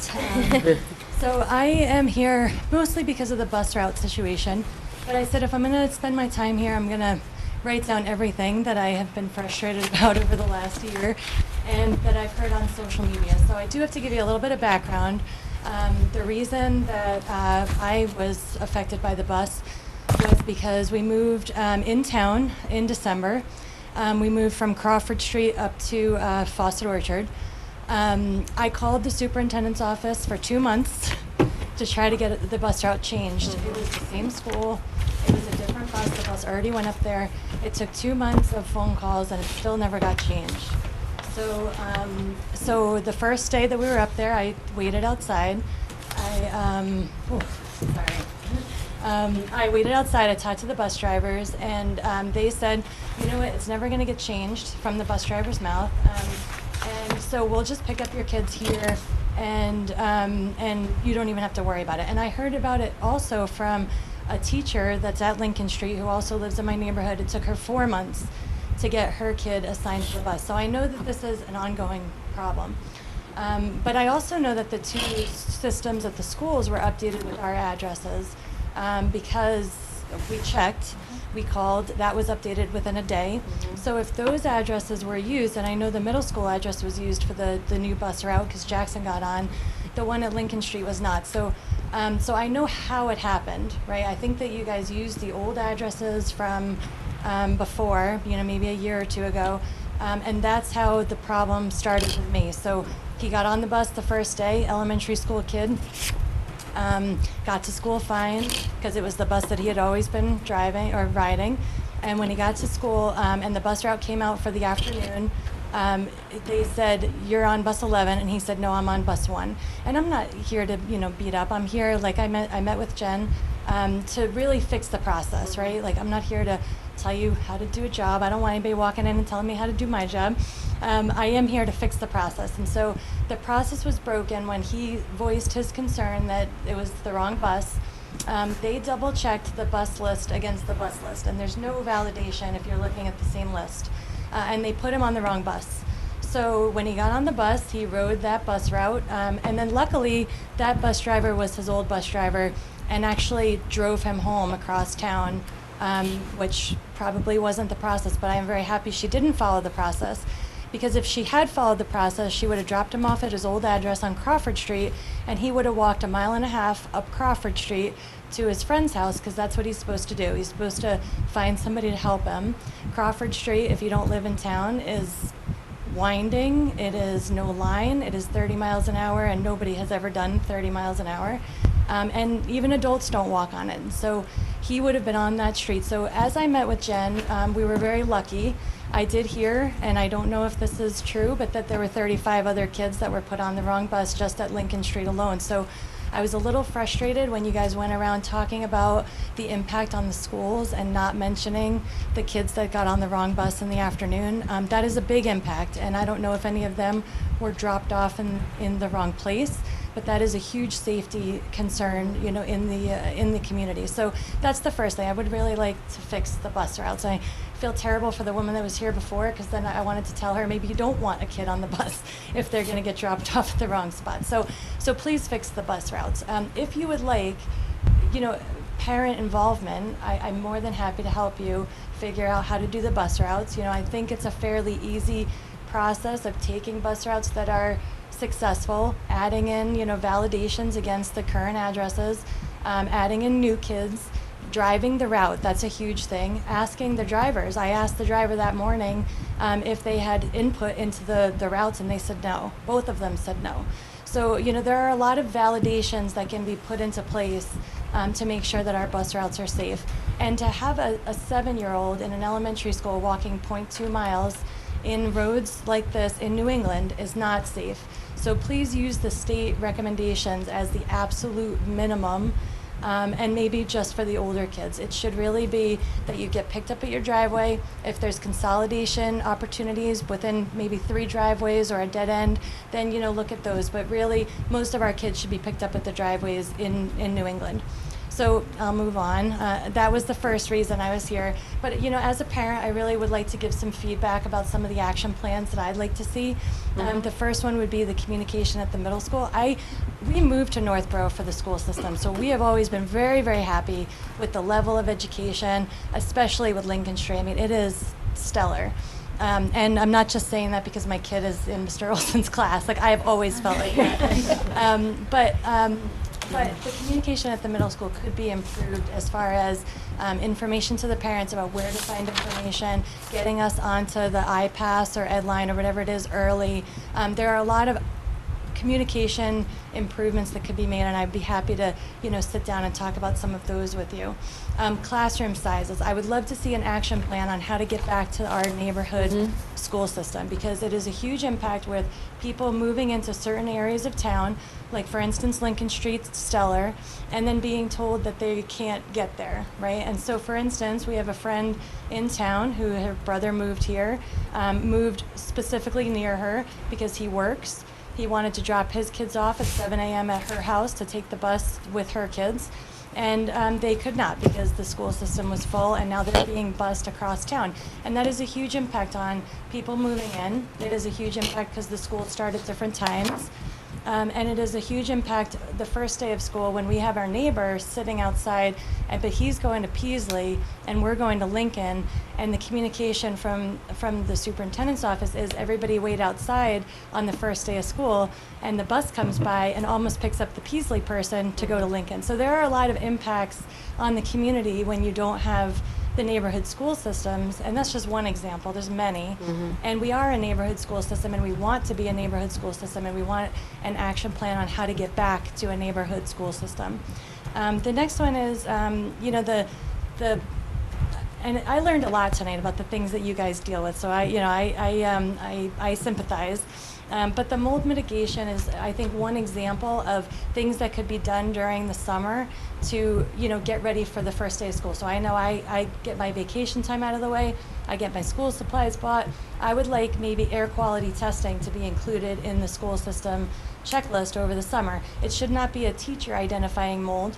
You know, our community is in those schools all summer with the recreation department and with everything else. We should have air quality testing throughout the summer, and with enough time for mitigation if something occurs. So that's one suggestion. The first day of school forms need to be online. I'm just going to say it.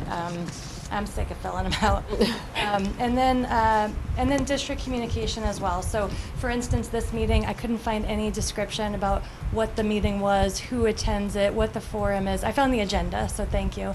But I would love a description of what the meetings are on the district website, and what's expected for us to give feedback, you know, to you. So these are some of the things I would love to see, maybe some action plans put into place, some feedback from, I know that you might not want to see the things on social media. I sift through them. It's tough to look at. I don't know how much is real. And I would not want to be in that place to have to deal with all of that. But I think parents have a lot of feedback and a lot of frustration. And I think that maybe a survey could go out and say, what are your top 5?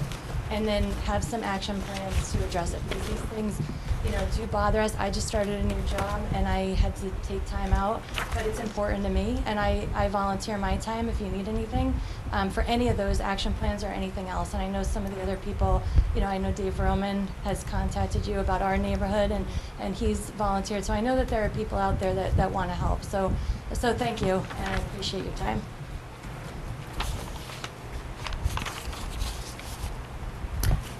Is there anyone else? Can you just follow up on something on the kindergarten? Oh, Rebecca Foley-Mahopoulos, 6 Mohican Ave.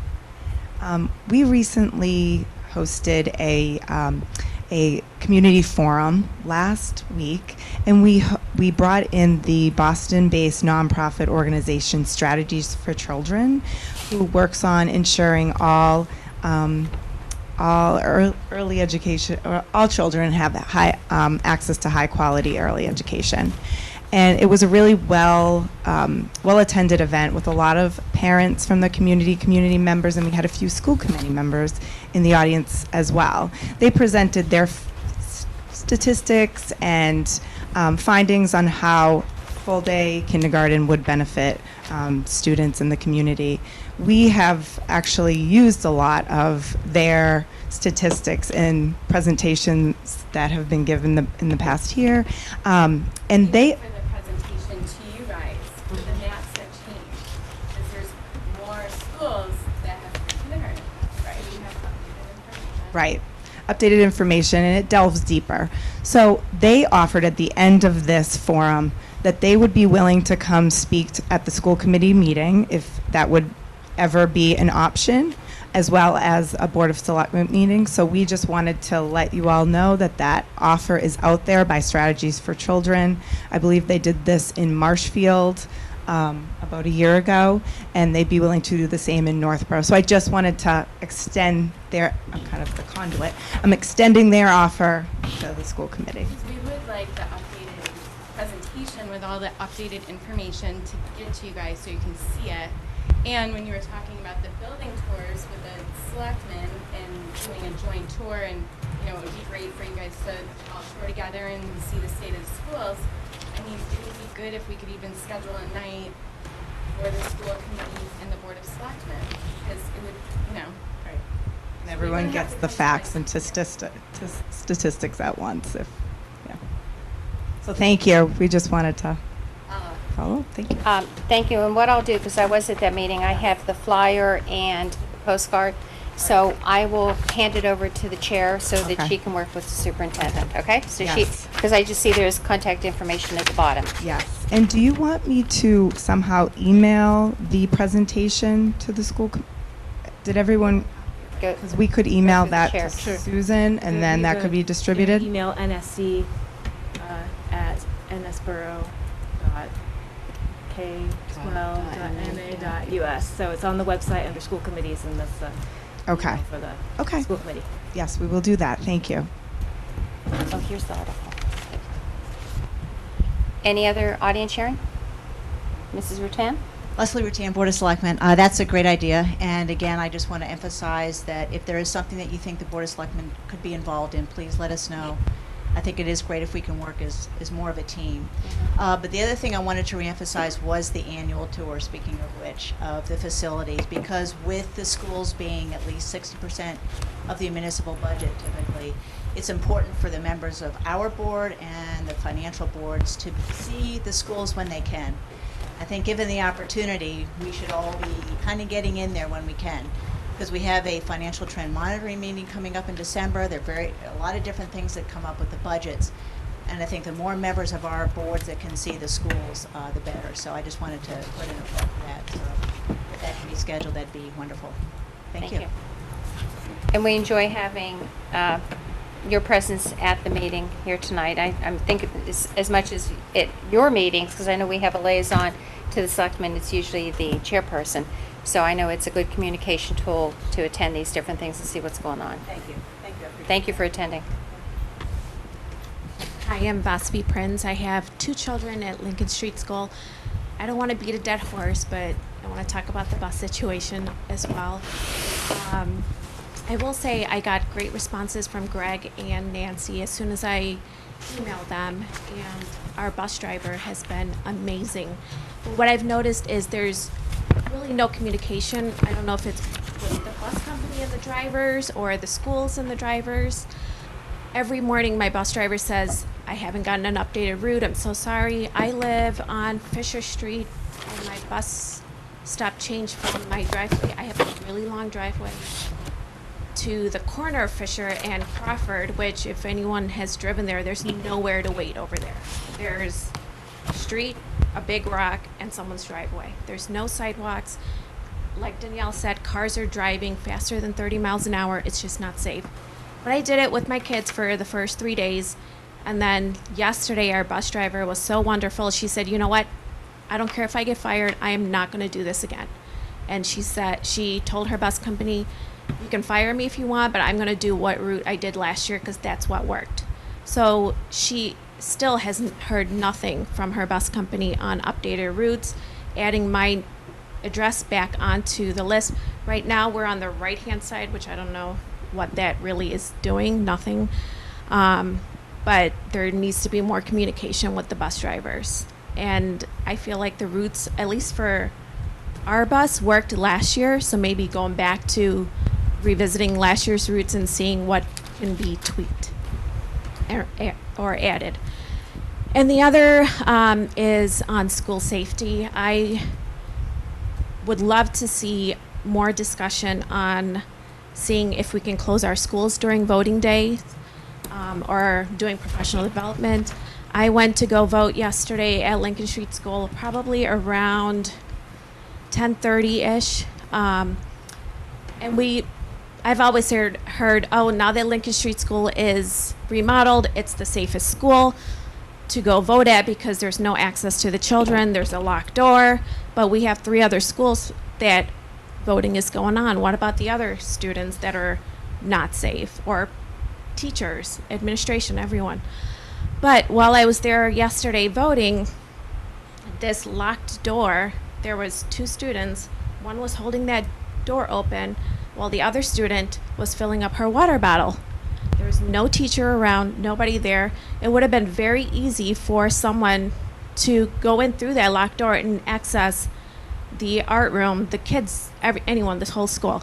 So I don't feel it's safe. So I really would love to see more discussion on either closing the schools and not having our kids there, doing professional development those days, something, because I don't feel safe sending my kids to school on voting days, even at Lincoln. Thank you. Kelly? So I didn't know really where to say on the thing, so I guess this is the time I'll share. Since I'm the liaison to 2 different committees, I reached out to them just to see if they wanted anything shared with them. One of them was the free day kindergarten, which I know they've spoke a lot about different things tonight, but they were just talking mainly about how they've have met with the state representatives and continue their investigation, and their big thing was the emails outreach to the committee members and superintendent to try to get it on the budget, which I'm sure they'll be very thrilled with that. It looks like it is going to be a budget goal this year. So that was the one committee, and then the other one is the Northborough Southborough Special Education Parent Advisory Council, and they printed out a September update, so I'll just read it so I make sure I hit all of their points. It was submitted by Liz Nolan, the president of the group this year. It's a volunteers. This year, volunteers were available to schedule all but one of the school open houses to help bring awareness to the groups and connect with the parents. The cooperation of the principals is greatly appreciated. So they're going to be there during all the open houses so they could spread more awareness of the things, which is great. They have a new brochure with a new logo, It was created over the summer, and it will be mailed with the annual parents' notice of procedural safeguards by the district this fall. It's also going to be given to parents with the new IEPs or 504 meetings. And the link to the brochure is on their website, which is www.nspac.org. They have a calendar for their meeting dates, and it's listed on their website. The first meeting is going to be October 10th at 10 a.m. at the Northborough Library. And its district support service administrators will be introduced. Dates and topics for the speakers and presentations for the year are going to be confirmed, and the focus topics will be based on the members' input for the spring surveys. Moving forward with the collaborative plan with administration for improving communications and families of the meetings and event dates with a timely, they want the e-backpack notices, one calls, improved parents' access to the NSPAC on the district website. And the board has found it to be very positive to connect with the area, different areas, special education parent advisory councils, to share their challenges, information, resources on a regular basis with them. So, great. And I will be at that first meeting in October. So. Thank you. Any other members have any sharing? Principals, any other sharing? Other than get out of here. I have one item that I'd like to share, and if it would be the pleasure of the committee, I would like a letter to be sent from the Northborough School Committee to the 2018 Applefest Grand Marshal, who is Roger Leland. And this came in, I think, to everybody. The booklet, you guys have mentioned it also, and so has Sue. But in reading about his bio, it mentioned here, and I've always looked at him as being our eloquent statesman. Anytime in my tenure on the board, when we did town meetings, if we would be stuck between two opposing viewpoints, and if it was a school issue, Roger Leland would speak up, and he would speak, and he would just say, these are our kids, this is our future. And all of a sudden the whole vote would change, and the school budgets would be passed, or capital project or something like that. And when I was reading his bio here, and the reason why I would want a letter of congratulations sent to him, it's because it said in here, he has been well regarded by the town staff and administrators for many decades. He was very vocal in his support of the town purchasing the Z School after it had been a private school, and we bought it back, building the senior center, and also expanding the library and renovating Algonquin Regional High School. He encourages colleagues and family to give back to the town and community. So I just think it would be fitting if, from the superintendent's office and from the chair, if a letter on our behalf would be sent in congratulations to him, because he has been, even though he's on the financial board, he has been a huge supporter of the schools, getting Z School back so that we have it, and also the renovation of Algonquin. So if that's the pleasure of the committee. Thank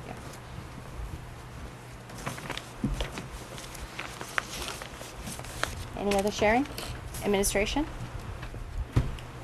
I just wanted to thank the superintendent, assistant superintendent, and all the administration for all the hard work they've done for back to school. I know I missed the first snippet of the meeting. I'm sure I missed a lot, unfortunately. But I just again want to thank you guys for all your hard work, and you've done a tremendous job with everything to start the school out. And I just wanted to make sure I put that out there, and all administration and everybody, that I think everybody's doing a good job to start the year. And last one, Terry. Does your son want to ask us any questions that he has to have for his requirement for this badge? Do we have to sign anything off? Putting him on spot. Ben, is there anything that you'd like to ask? Okay, you can get everybody's signatures. They'd love to sign things. So. Thank you for being here. Really appreciate it. The next item we have is personnel items, and that is the distribution of the personnel report and new staff appointments. I think Becky covered some of that in her presentation. I would like to just make a note that after 20 years of doing amazing work as a nurse, but also as our health and wellness coordinator, Lori is retiring, and she's smiling a lot, and she will be retiring as of October 1. So we'll be looking at replacing and restructuring that position. Lori's, I think she actually invented the position, and it was a part of a grant, it was part of a requirement of the audit process for cafeteria to have a health and wellness committee. So we talked a little bit about that last year, and how we may want to move forward with the various topics that we had discussed last year around health and wellness, and getting input from our administrative team as well to see what we can do to meet their needs at the school level. And I had a question, I think the same one Lauren did, because when I looked at the one that has the personnel report with the resignations, there were so many that were the special ed aides, and I saw 2 had gone up to accepting a position within district. So, but there were still so many, and I just want to know, is this according to the student needs, or I think it was answered that these special ed may have taken a permanent position in another district or something. So it was just, I was concerned why there were so many that were leaving at one time. We added a special ed teacher to each school. Pardon me? We added a special ed teacher to Oh, so that's why. elementary school Okay. as well. So as part of the budget process, there was general consensus that we wanted to add teachers. We were very fortunate that many of these aides found positions within the district, because oftentimes our aides will transfer to Southborough or the high school. So there's a lot of movement with our aides positions, and oftentimes it's structured based on the needs of the students. We have a lot of one-to-one aides, so they follow the students through. So some of them may have moved on to the high school. I would make note that Jennifer Henrys is Jennifer Ostroff, and she has been promoted to the preschool coordinator's position from being our special ed autism specialist, right? So that was a move forward for her, and she's very excited and doing a phenomenal job with the preschool startup this summer. So we'll see that again on the combined meeting as a transfer. Yes, and it should be on the back side of that. So we know the resignation, but we always don't have a roadmap to where they have gone. And I know that this is printed, probably like last week. Have there been any other changes? Because I know the same thing with buses and with everything out there. There's always last minute changes or so many. Have there been any other staff members that have been added or anything like that since this has been printed? No additions. I think it's pretty common for us to see that migration, that transition of aides each year. I think if we were to look back last year, the year before, that we see that movement for the reasons that Rebecca mentioned. They're moving on to either full-time positions, or they might be moving to another district as well. So as far as I know, we haven't seen, other than the ones that we have open, there are no changes. Okay, but I mean, even in the general ed or district-wide, there aren't any other changes that have been added on or anything like that? No to this? additions. Okay. I don't think we've had any resignations. Has there been any, and I don't know if this is the right time or things, but I know we had at the end of last year with the financial director position, or It's I don't not know been the title. reposted. So that's not been, so there's no, and No. that, okay. There's nothing. And that would be a combined conversation as well. Okay. We have, I did have a conversation with the chairs. We do have Nicole St. Germain in place, as I mentioned earlier. And we do have Clifton and Larson, who was in before when we had the embezzlement issue. So we have supports. We have someone doing our end of the year reports that's affiliated with the contractor. And again, timing is everything. And right now, at the beginning of a school year, is not always the best time to go out. So we're moving forward with what we need to do to prepare for the budgets, and meeting as a team with our financial coordinators. So I don't think we've missed too many beats on what we need to do for the budget process and to move this forward.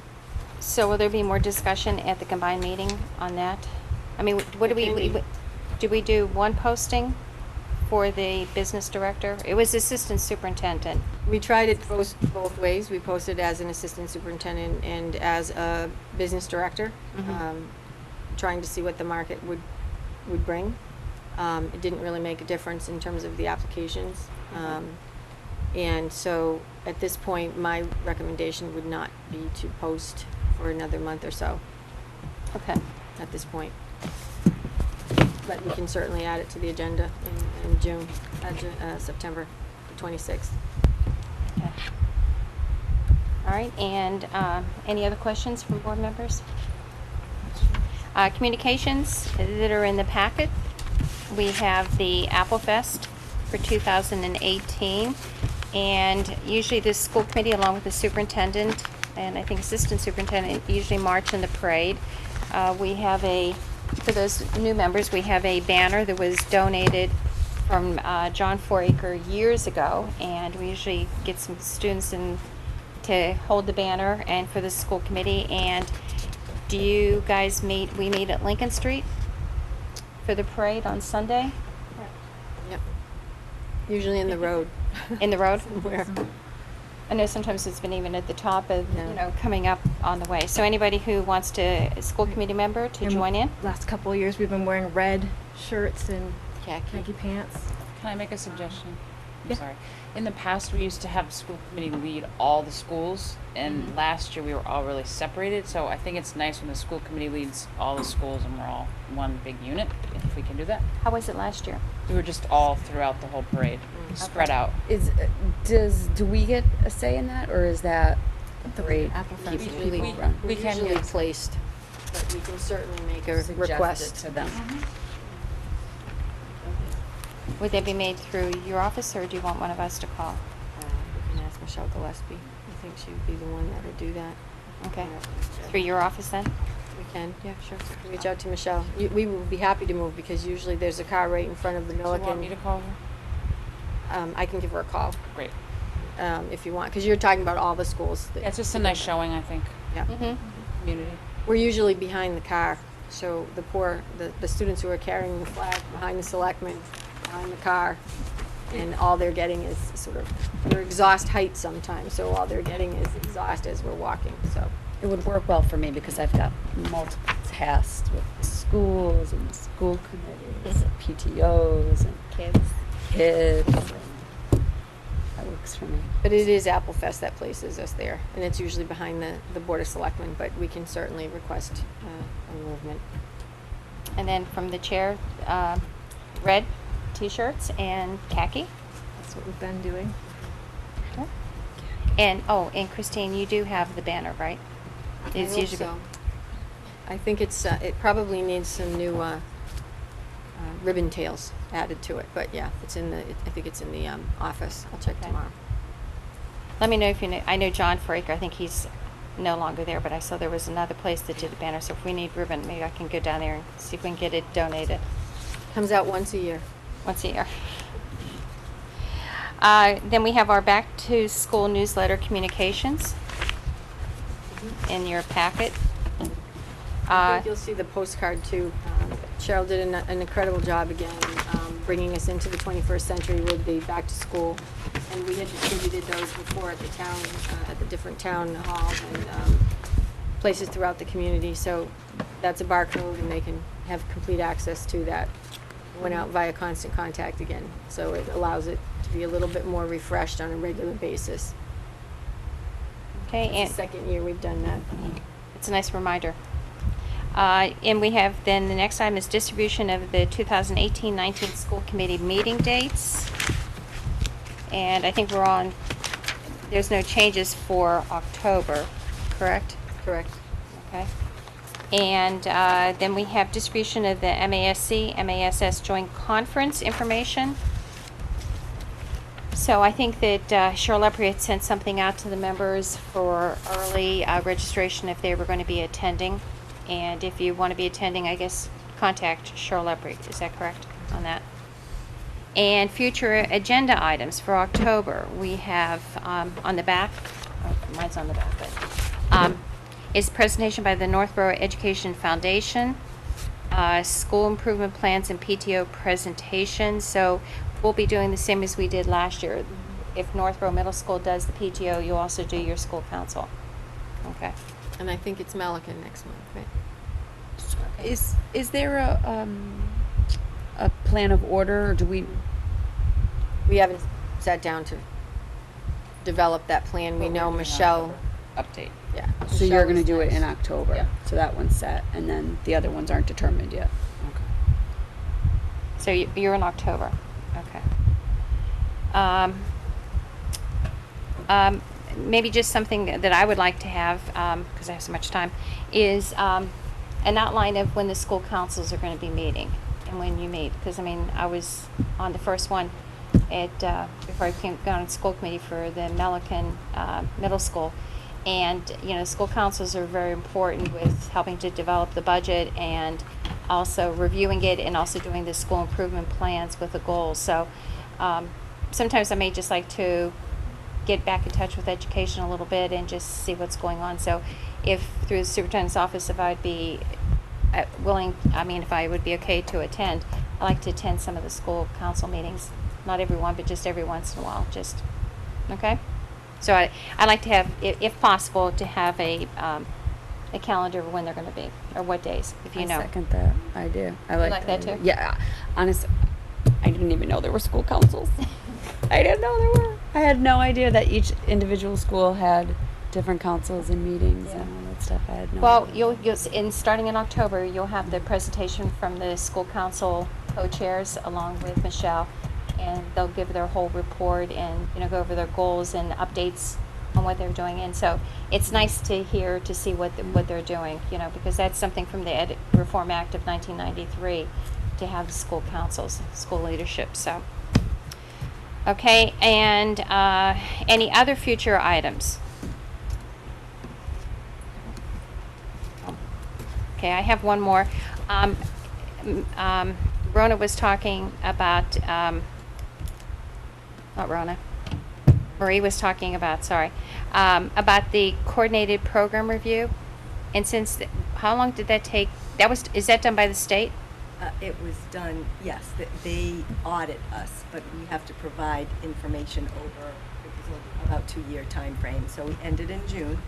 They've just issued the final report. We're meeting with them tomorrow to go over the final report, and then we can share that out. Okay, so maybe, you know, that would be something, a future, it doesn't have to be next month, is to get something on that. We've done that at combined before, right? Combined? Yeah, we've done Is it it at combined? combined. Okay. It's been a while since we've had this process. Right, there were 6 years. But since you were, yeah. So would you be able to do it this combined, or are you talking about like June's combined? Probably December's. Yeah. We haven't, the chairs haven't set the agenda yet for combined, but we do have it. I mean, we haven't, I don't know if you've had a chance to review it yet. It's very positive, but we can certainly try to expedite it and move it on to the September. That'd be nice to hear what the report is, especially, you know, even if there is even one area that you have to improve upon or something just to change, but it's also nice to get to hear all the pluses, and the audience always listens to these meetings, so that'd be really good. Really appreciate it. Okay, any other agenda items for the chair? Okay, so at this time, I would like to entertain a motion to adjourn this meeting and we have warrants to be signed. So is there a motion on the table to adjourn? There's a motion to adjourn this meeting. Is there a second? Second. Kelly? Okay, all those in favor? And we're adjourned. And please remember to sign the green envelopes.